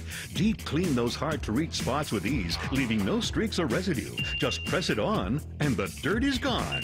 The science of clean is CyberClean. Hey, Andy, what's that? It's a blueberry bloom donut from Tim's. Ooh. Take a piece and dip. Okay. You're not a double dipper, right? No, no. So you're not a 2-timing dunktress? Huh? A second chance soaker? It's not even really a thing. Because it's 1 dip per trip. Okay, I get it. 1 scoop. The single scooper. Enjoy our new blueberry baked goods, like the blueberry bloom donut. Always a great value. Always Tim Hortons. Imagine. Imagine. Imagine.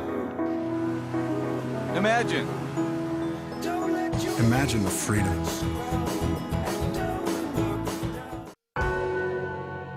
In the war between fun and practicality, there are victims and there are victors. To the victor, go the spoils.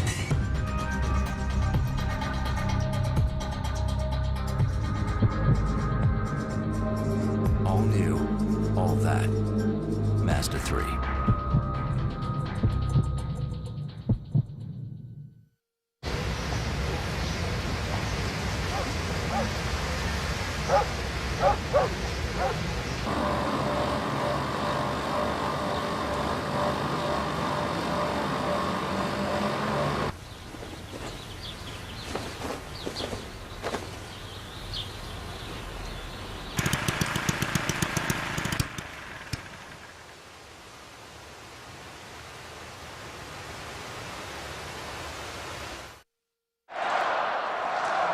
Well, see, the defense gets split here, and Smith, he commits himself and watch the puck go through to Lubin.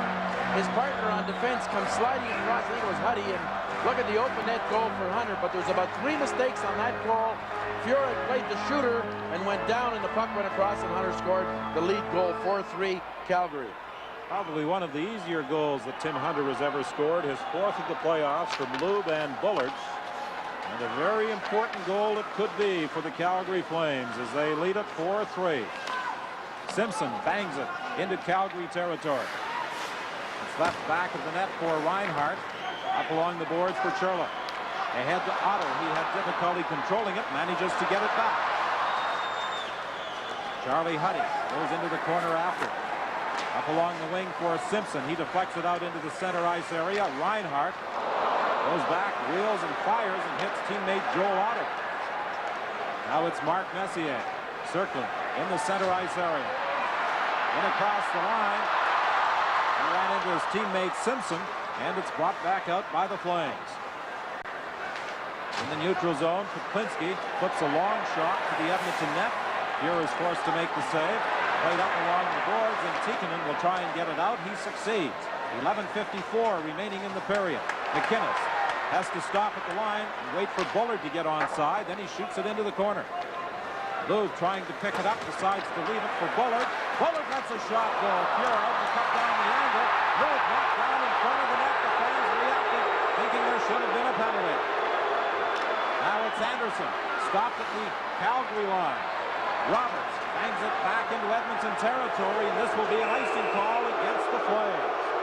Tonight's game is coming to you from Calgary. Hi, this is Chuck Storm. I'm live at the scene where last night there was a robbery at about 3:30 in the morning. Now, police have...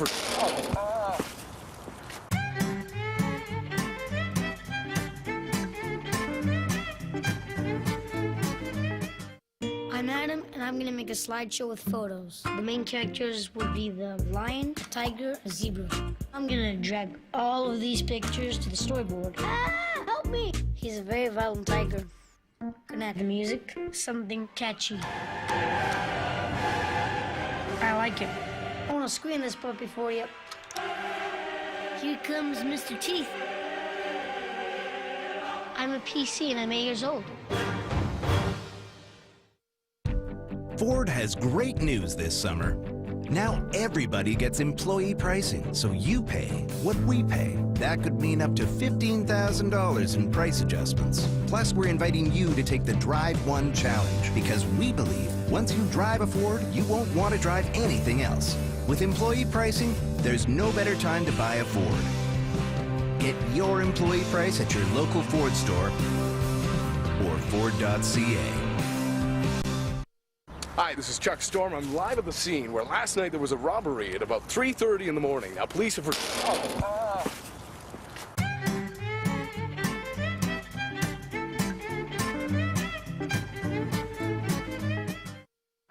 For the second game of this Smythe Division final, the Flames hold the edge in shots on goal, and most importantly for Calgary tonight, they also lead at 4-3. That's right, and you know, from the standpoint, there's the play in front of the net. Lube is upended, and McSorley had gone for the puck and really went on top of Lube, and the crowd just went wild on that no call by McCreary. Face off in the Calgary zone. McCrimmon gathers it in. Looking for Tonelli. He couldn't control it, and Randy Gregg keeps it in at the point. McCrimmon will try to get it out of there again. This time he's successful. Ron Tonelli has it. Tonelli on his wrong wing. Gets it loose. In across the line with Suter. Suter takes a shot. It's wide. McDonald from the point. He lets go a rocket. And that goes off the glass. And out of play now on the side of the net. Tonelli and Gregg gets fixed up. Tonelli went flying, but nothing happens. Well, Randy Gregg was the Oiler. We haven't seen a lot of that tonight. It's been mostly the other way around, but Tonelli just chose to turn the other cheek. It happened in front of the net. He's standing up, and watch him get pushed around right here. I think Gregg turns around and gives him a bit of a shove. But Tonelli, like you mentioned, the season pro, he's not going to get suckered into any retaliation at this point. No, with a 4-3 lead. 10:56 remaining. John Tonelli missed game one. Was inserted into the lineup tonight with 51 goal scorer Joe Nieuwendyk on the bench.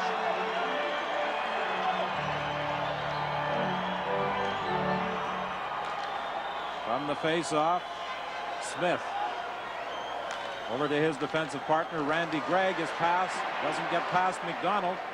They continue the battle along the boards and force another face-off. This line, Tonelli, McDonald, very effective for the Calgary Flames tonight. And Otto, Popinski, Churla, they've been put together against Messier, and they've really laid on the body. And a big game from Shane Churla. He took a very costly penalty, but we see here now where Churlas and Hunters have now become a factor in this game.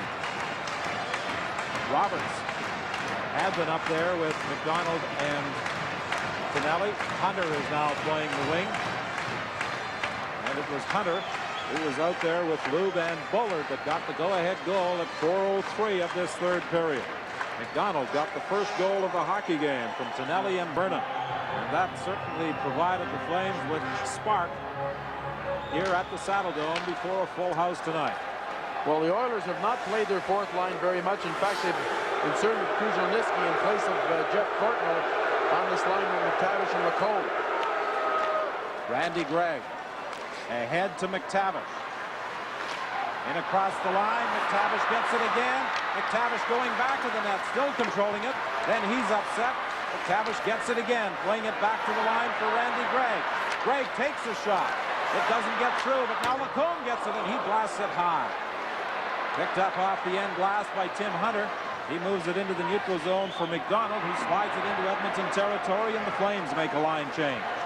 Lacombe on the right side. Gets away from Mullen. Then he flips it deep into the Calgary zone. Messier fighting there with Napris. The puck goes loose back of the net, and Reinhart has it for Calgary. 9:47 left in the period. 4-3. The Calgary Flames lead the Oilers. Game 2 of the Spice Division Final.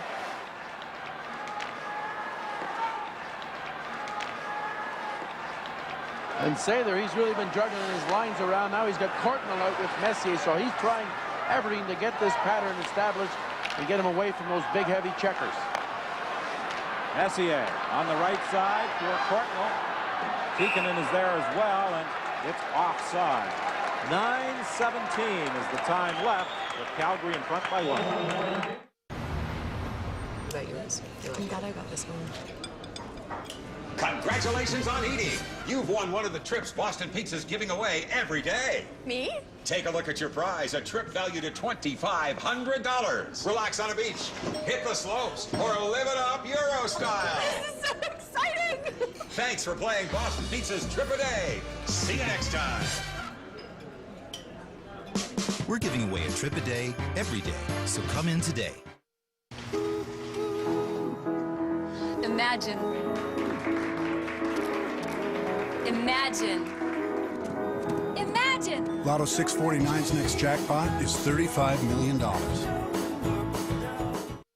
This summer, Ford wants you to experience the best vehicles we've ever built. So we're inviting you to take the Drive One Challenge. We believe that once you drive a Ford, you won't want to drive anything else. And with employee pricing, you'll pay what we pay. But if we still haven't won you over and you buy a competitive vehicle, we'll give you $100. To take the Drive One Challenge, plus get your employee price, visit your local Ford store or Ford.ca for details. The stars of this international sport travel the world looking to conquer links, sand traps, and the competition as they search for the spirit of golf. Sunday morning at 11:30. Brought to you by Rolex. Well, the respective head coaches were also combatants on the ice in their junior days. Chris playing with Niagara Falls, Sather with the Edmonton Oil Kings in a Memorial Cup final that Edmonton won. And they're both very careful what is being put into the media hands, and a lot of respect for their various teams, and they should be, because it's been a toss-up most of the season, and here we are with just a little over 6 minutes to go and still in a one-goal game. Bullard in the face-off circle against Kuzorniski. Smith Flips it around to Randy Gray. Dumped out into the center ice area. Picked off by McCrimmon. He gets it ahead to Tim Hunter, the hero of the moment so far for the Flames, with that go-ahead goal at 4:03 of this third period. Now it's Krushelnyski. He starts out looking for McClellan. He hasn't had many shifts in tonight's hockey game. Look, the players in the penalty box. And Saylor has to throw out some fresh troops. It's McTavish. A long shot that Vernon drops at the side of the net. Suter plays it around the glass and down the ice. Fuhr is forced to make the save. Fuhr whips it up on the right side. Too far for Lacombe. This will be an icing call against the Oilers. Well, usually when a goaltender can get as much on it as Fuhr, you'd think that somebody in the neutral zone would pick it up, but the puck went off the boards and the Oilers missed it and went all the way down. And I think with the strategy and the wheels turning for the Oilers, they'll want to get some long passes. They're a pretty strong club, though, at putting somebody up in that neutral zone. So they haven't been, you know, a type of team that will say at this position won't give a real effort, because Grettzky likes to hover around that center ice zone on the off wing. And he had a shift before dawn of 2:43. He's been on the bench for a little over a minute now. Former Premier watching the game, along with Normie Kwong, who has some football interests as well as his involvement with the Calgary Flame hockey team. That man with the Calgary Stampeder organization now. In the corner, McTavish digs out that puck, and he leads the attack for Edmonton. Messier breaking down the left side, but the pass doesn't get through as it was broken up by Natras. Now here's a 3-on-2 for Calgary. McDonald in across the line. He takes the shot. Fuhr is sent flying as the puck is picked up by the Edmonton Oilers. Here comes Kortner. Kortner takes the shot. Vernon makes the save. Fuhr was really decked as McDonald waited and waited before letting that shot go, and Tonelli and Roberts were driving for the net. Well, it was Norm Lacombe that actually bowled him over. He was heading back with his check, and he really knocked Fuhr right back into the net. But I think from a standpoint of Roberts, I think with only this little time remaining, you know, that extra shoving and pushing you really don't want. Roberts is in a very feisty mood this evening.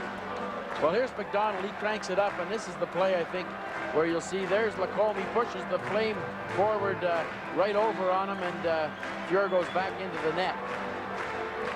See, we see it again here now. Watch McDonald now. A similar type that Grettzky scored. He moved in a bit further, but the puck lay there, and it was a pretty good scoring chance. For a moment, Fuhr wasn't quite sure where he was or where the play was, but he had time, fortunately for the Edmonton goaltender, to relax a little as he picked up his stick. But that net was empty. Had a Flame been able to find that loose puck? Well, they have been going to the net a lot more, but no cheap shots on the goaltenders. There was a lot of discussion.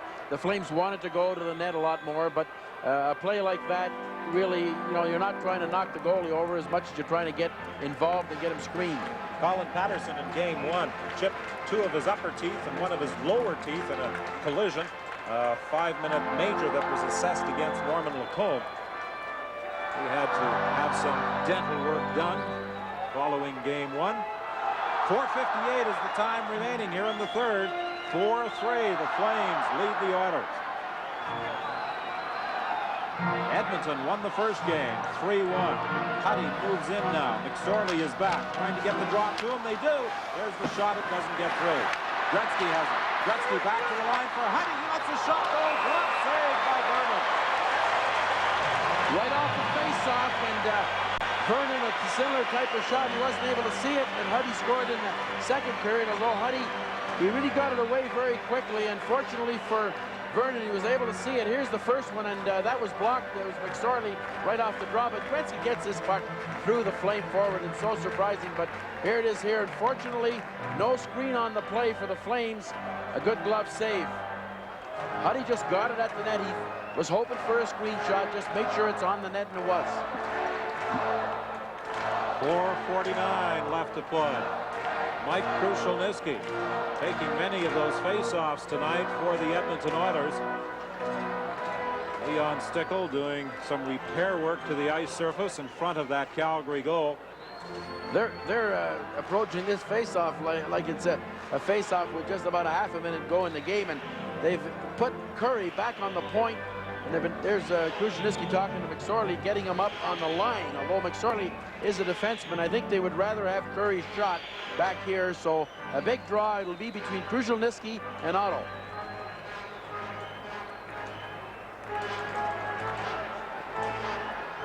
Again. Huddy moves in a little from the point. This time Yari Curry is back on the blue line. Krushelnyski will be trying to get it back to Huddy, who I'm sure will relay it if he gets it over to Curry, but that doesn't work out as Natras takes it after Otto gets the draw. In the center ice area, Curry tried to move it ahead to Grettzki. He was sent flying. Now Grettzki does get it. Huddy is racing for the net. Grettzki drops it off for McSorley, going for the goal. McSorley shoots. It doesn't get through, and the puck is dumped out into the center ice area, but there's a penalty, or there's a whistle, I should say, as Colin Patterson is hurt. Natras is also down. It was a great play by Grettzki, and initially Natras made a good play on Krushelnyski. It would have been a 2-on-1, but Grettzki was able to put the puck behind them, and it got by two Flames, and a pretty good scoring chance for McSorley. 4:27 left in the game. Ryan, what are you doing? Sir, behold, the cheddar bacon Uncle Burger. Sirloin patty, cheddar cheese, and bacon. Well, it's... Yes. Yes, it is.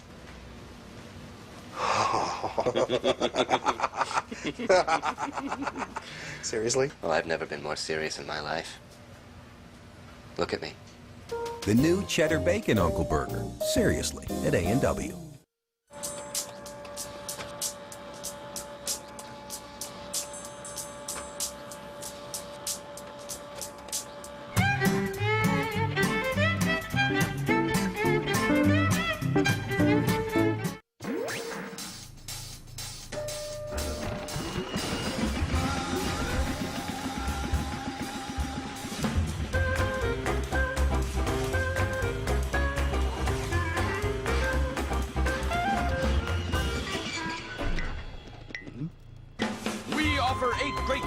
With just 6 grams of fat or less. Made fresh in front of you with toppings to fit your healthy lifestyle. Enjoy one today. Subway. Think fresh. Eat fresh. The stars of this international sport travel the world looking to conquer links, sand traps, and the competition as they search for the spirit of golf. Sunday morning at 11:30. Brought to you by Rolex. That was a good save by Colin Patterson. That's the injury that he suffered after it was shot by McSorley, but it was a real good play by the Oilers coming in, and fortunately, though, maybe not a Yari Curry coming in, and it was a Marty McSorley, but Patterson blocked the shot after it got by McCrimmon. Again, Otto gets that draw back to Reinhart. He is unable to clear it. Grettzki keeps it in. Vernon is forced to make the save. Reinhart plays it up on the wing and down the ice, and Grettzki goes back after it. The Oilers down by a goal, pressing, trying to get the equalizer here as Curry comes in across the line. Curry going for the net, scores!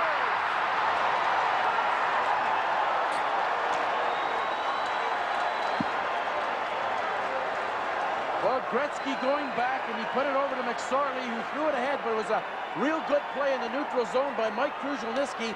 He just taps it. Watch this little tap back to Curry, and I was surprised that he was able to go in, and Krushelnyski stayed on side. He got between Lube and Reinhart, and boy, when he gets in on that position, Don, he picked that bottom corner. Here it is here. It looked like it was going to fall. Lube couldn't catch up to him, and he slid by, but a real quick play, Krushelnyski to Curry. Curry along the ice, low to the far side. It's tied at 4. Suter goes back after it in his own zone. Anderson in front of the net, and Vernon makes the save. Simpson came very close to making the deflection for a go-ahead Edmonton goal. Curry from Krushelnyski and McSorley, the scoring play at 16:01. Simpson and Tonelli battling in the corner. Tonelli moves it ahead to McDonald. He can't get up. Ramage now will try. Along the boards to Roberts. It went past him. Gregg gets it and shoots it back into the Calgary zone. Vernon way out of his net to play it up along the boards, and Roberts has it. Roberts dumps it into the Edmonton zone. The Flames make a change as Muni goes back after it. The score tied at 4, 3:05 remaining in the third. McTavish for Edmonton, in across the line.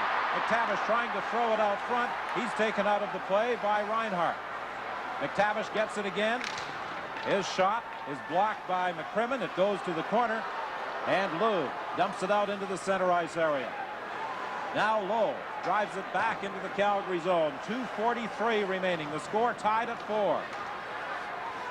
Along the boards, Bullard trying to move it out of there, having difficulty against McSorley. He spun around and took a shot, but it was blocked in front. Dumped out, fired right back in again. It really spurred the Oilers on with a little over 2 minutes remaining, and boy, they sense the chance. Out into the center ice area. Huddy waits for Grettzki and Curry to come back to touch the line, and then shoots it in. Now it's McDonald coming out for Calgary. He works to the line.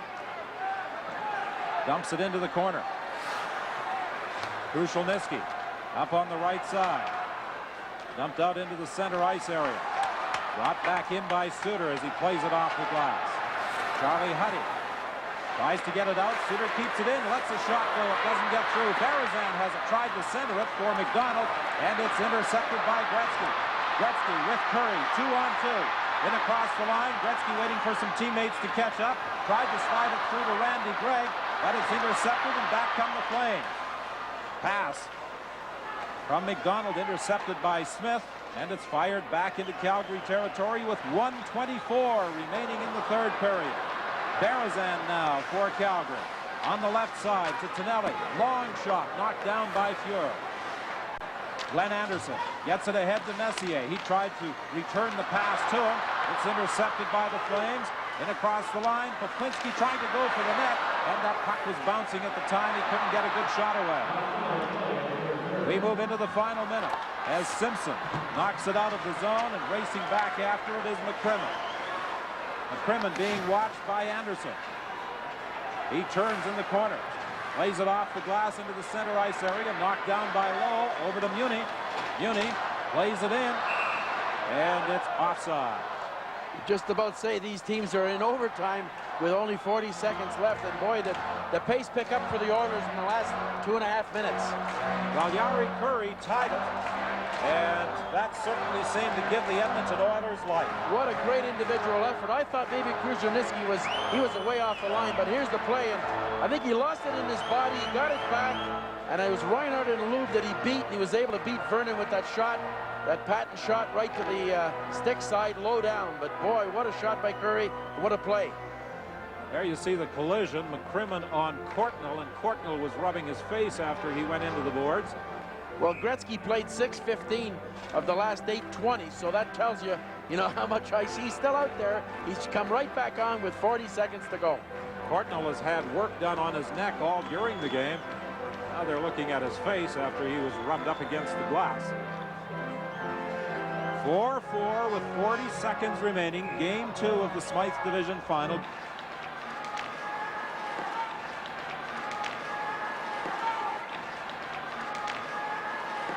From the draw, Ramage with a long shot. Fuhr leaves it there for Muni. Ahead to Curry.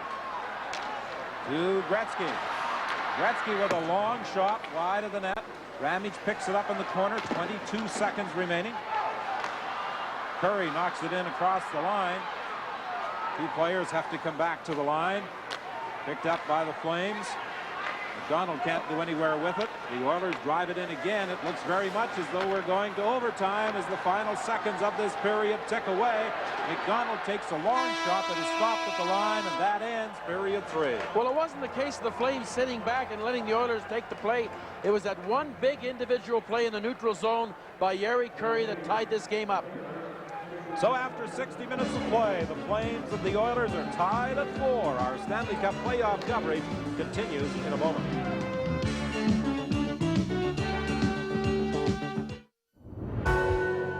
They lay claim to the curve, the rise, the twist, demanding nothing less than more, refusing to compromise joy in the name of practicality. We build cars for people like that. We are people like that.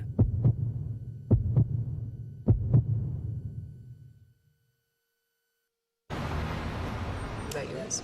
I'm glad I got this one. Congratulations on eating. You've won one of the trips Boston Pizza's giving away every day. Me? Take a look at your prize, a trip valued at $2,500. Relax on a beach, hit the slopes, or live it up Euro style. This is so exciting! Thanks for playing Boston Pizza's Trip a Day. See you next time. We're giving away a trip a day every day, so come in today.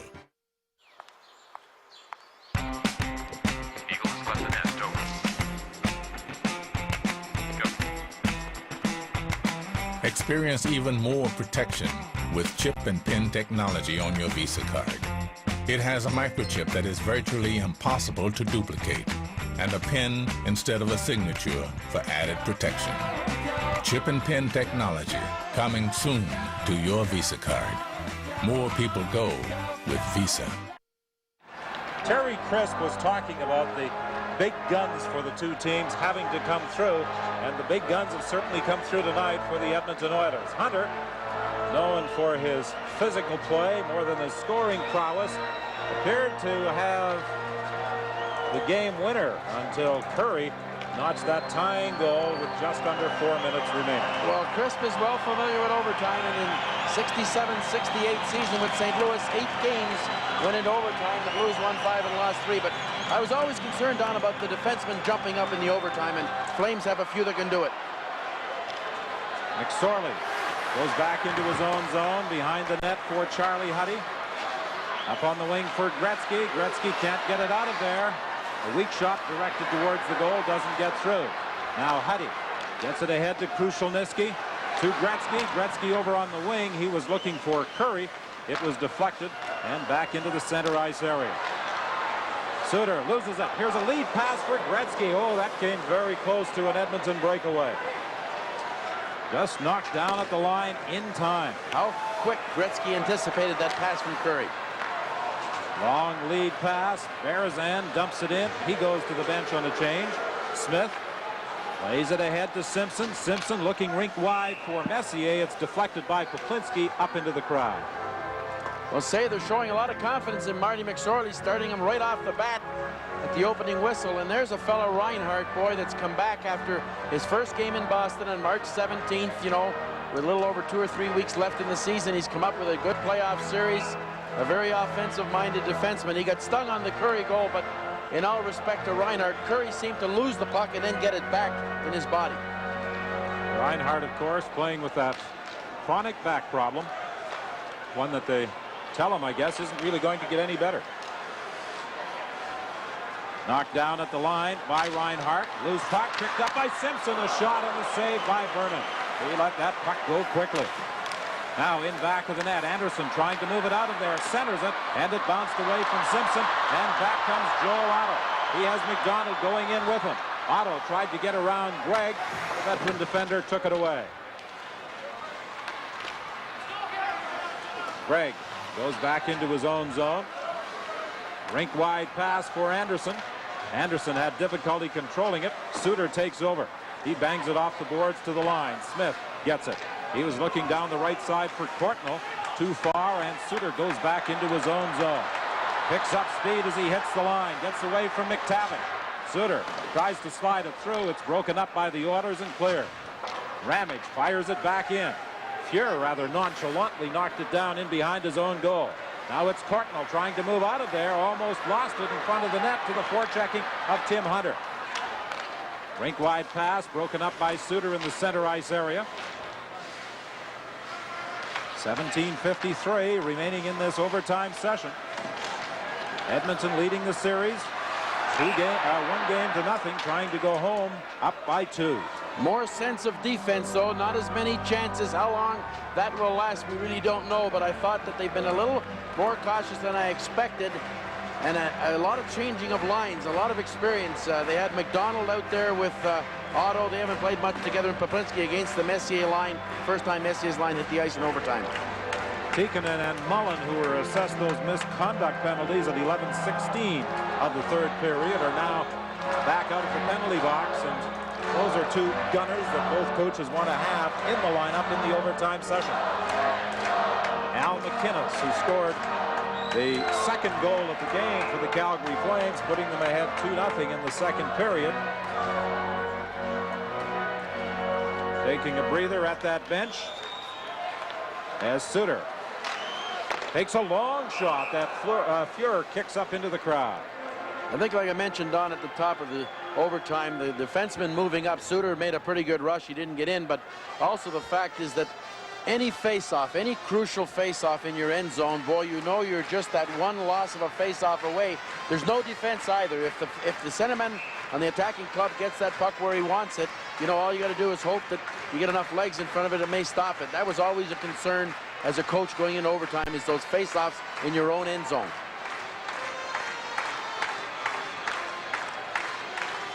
Face off to the left of Fuhrer, comes back to the line. Ramage takes a shot, knocked down in front of the net, and dumped out into the center ice area.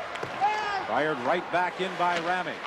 Erzan tried to pick it up along the boards. He was unsuccessful. It's loose in the center ice area. Krushelnyski gets it to McSorley. With Grettzky takes the shot, and Vernon makes the save. Grettzky back to the net, had difficulty controlling it. It comes to Curry. Back to Grettzky in the corner. Grettzky hanging on to it, being bothered by Berezan. Berezan forces him back into the center ice area.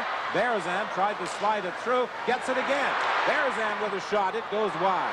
In back of the net, Patterson trying to come from around behind the net, and it was knocked off his stick. Now it's Curry to Grettzky. Grettzky falls as he accepts the pass, and the puck winds up underneath him. Well, the closest call for the Flames on that play, McSorley did not get it out. They kept it in. They nearly jammed it in front. Fortunately for the Oilers, they come up with a loose puck. I think here's the play here. The puck hit the back of the net, and it comes across the other side, but there's an Oiler there instead of a Flame. Otherwise, it was an open net. 16:48 remaining in this overtime session. 33-30 the shots on goal. Fuhrer having a busier evening than his Calgary counterpart. Well, there's a line. Otto, Poplinski, Mullen seen a lot of action together. They've been broken up a lot this year, but they've played a lot in their career with this team. Gray gets it over to Anderson. He tries to slide it across. Messier couldn't get a shot away. And back comes Calgary. Poplinski in across the line with Otto. Otto was trying to go for the front of the net, tied up by Messier. Now Messier has it for Edmonton. With Simpson. Simpson working against Napris, trying to go around him. And Napris recovers and takes him out of the play. Messier at center ice. For Courtnall.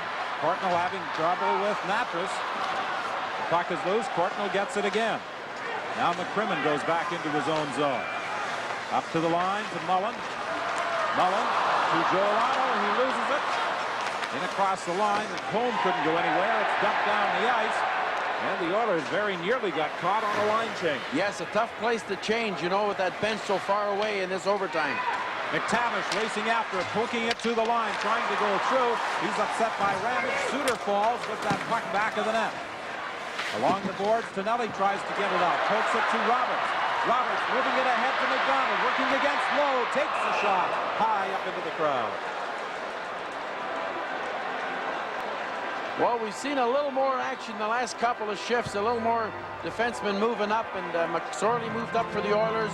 A pretty good chance in their end zone. Simpson had a good shot. And I think from the standpoint of the Flames, though, this Tonelli, McDonald, Roberts line, they didn't play a lot in the third period, although I think they've been so concerned about Grettzky that Berezan has had most of the work against Grettzky. 15:31, the time remaining in this first overtime session. We haven't seen much of Churla, not much in the last 10 minutes, and also Mike Bullard has not seen action in this overtime. A reminder of the team's overtime records during regular season play. Suter has logged a lot of ice time for the Flames. He's back there on the blue line now with McCrimmon. He's worked hard in this extra session. Of course, why not? He was the leading scorer among defensemen with 91 points. There's Krushelnyski, backhand shot to save by Vernon. And Suter takes Krushelnyski in against the boards.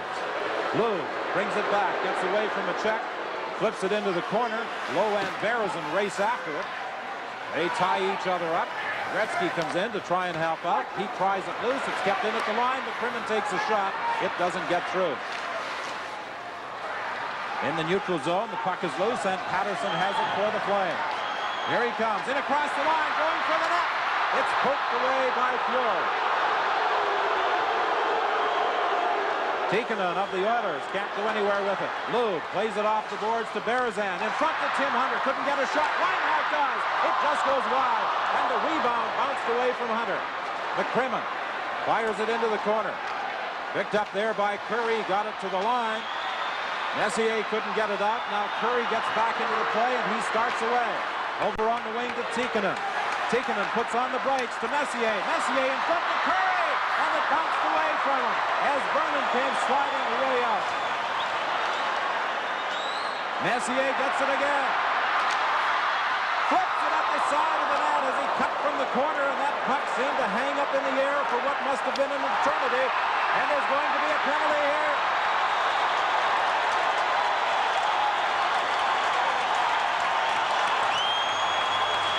Well, the best pure chance of the overtime, Messier flipping that pass over to Curry, but Messier's drawing a penalty with 14:03 to go in this overtime in the offensive zone for tripping.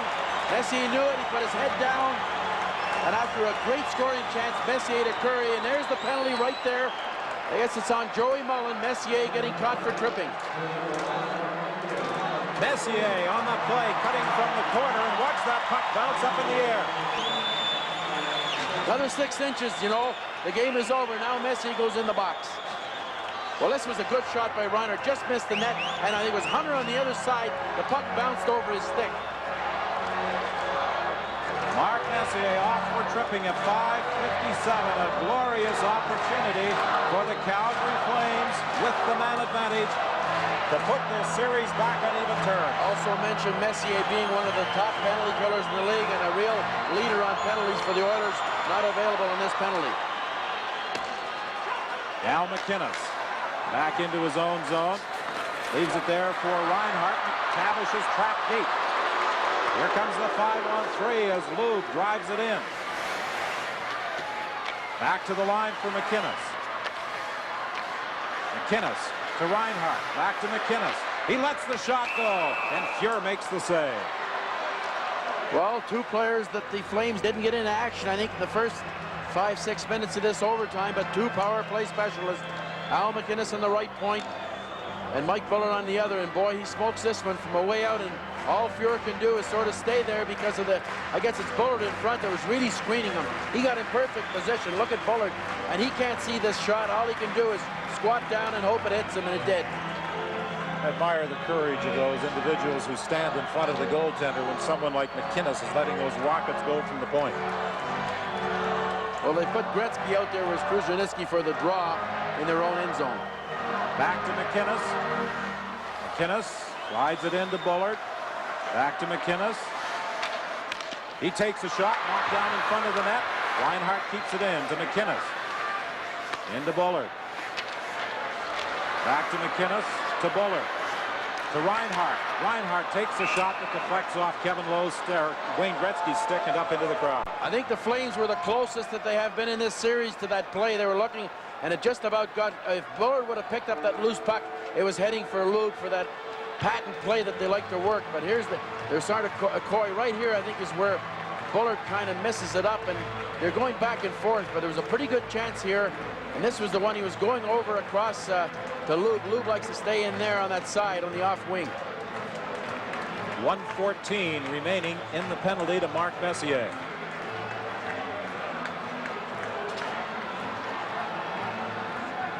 It'll be Krushelnyski against Joel Otto in the face-off circle. From the draw, Smith tried to drive it down the ice. Instead, put it over the glass.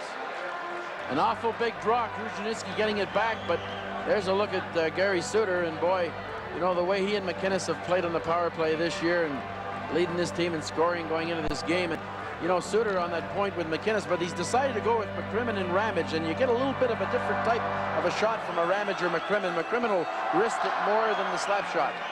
It appears as though Suter is putting on a new skate or adjusting his old one. From the face-off, Gregg unable to get it out.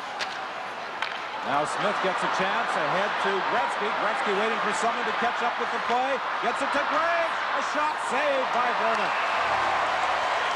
It's amazing how Grettzky can see the ice. He's away in the neutral zone, heading towards the end zone. It looks like a one-on-one, and Randy Gregg moves all the way up. Gretzky biding time, turning, and a pretty good scoring chance. When you look where he shot it from, just about to the edge of the circle before he let it go.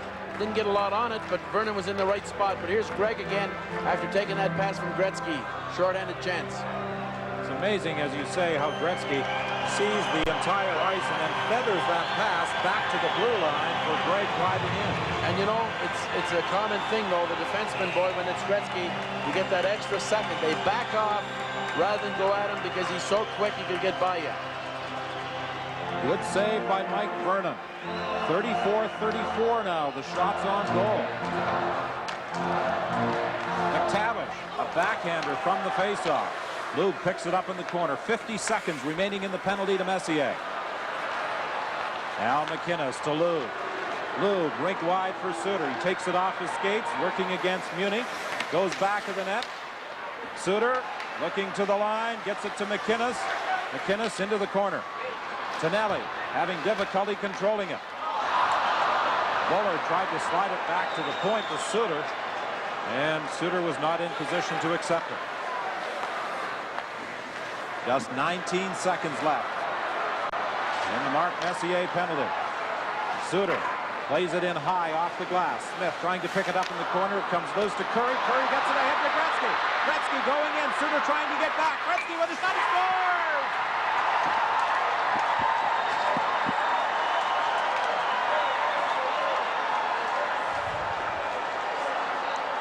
It's a short-handed goal by Grettzky, and boy, oh boy, when he was going down the wing, you could see everything turning, and he knew he had time. And if you're looking for a well-placed shot, it's hard to believe that a man could put a puck in from where he was, exactly where he wanted it. And Grettzky came off, and you see the play come around. It was a good shoot in by the Flames. I think it's Smith that kind of misses it, but there's Curry, and Gretzky smelling that whole play. Maybe a bit of a gamble. He was able to bridge the distance gap, and look at it right here. Puts it right where he wants it, right over the glove hand of Mike Vernon, and the Oilers go up 2-0. Here it is right here. Gretzky looking and looking. He took one look, and he said, I'm going to put it up high on the glove side. Boy, what a goal. Curry didn't even hesitate. He just wheeled that puck off the boards. He knew where Grettzky was, and Grettzky let it slide by him and raced after it and then whistled that shot, his fourth of the playoffs at 7:54, a short-handed goal and an Edmonton Oilers victory. Well, yes, and here's the way on the boards. I mean, you can say all you want about the angle, but boy, he's teeing it up. He took the look. He was going to go high with it. I thought it might have struck something on the way up. Maybe he was going to get it with his glove, but nevertheless, right in the top corner. The final score in overtime, the Oilers 5, the Flames 4.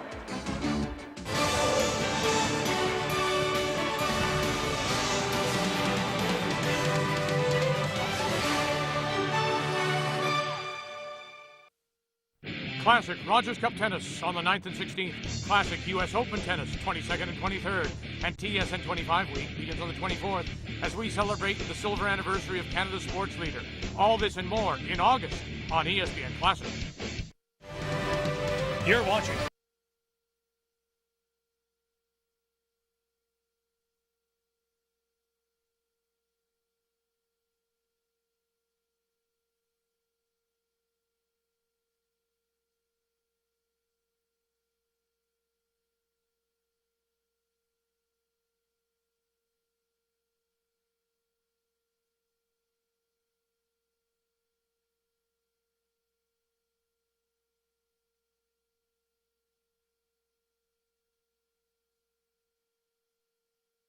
A road trip. And get ready Prepare to get your pong on for a wild ride. Want to get hot and sticky? Hello. Road Trip Beer Pong, now available on unrated DVD.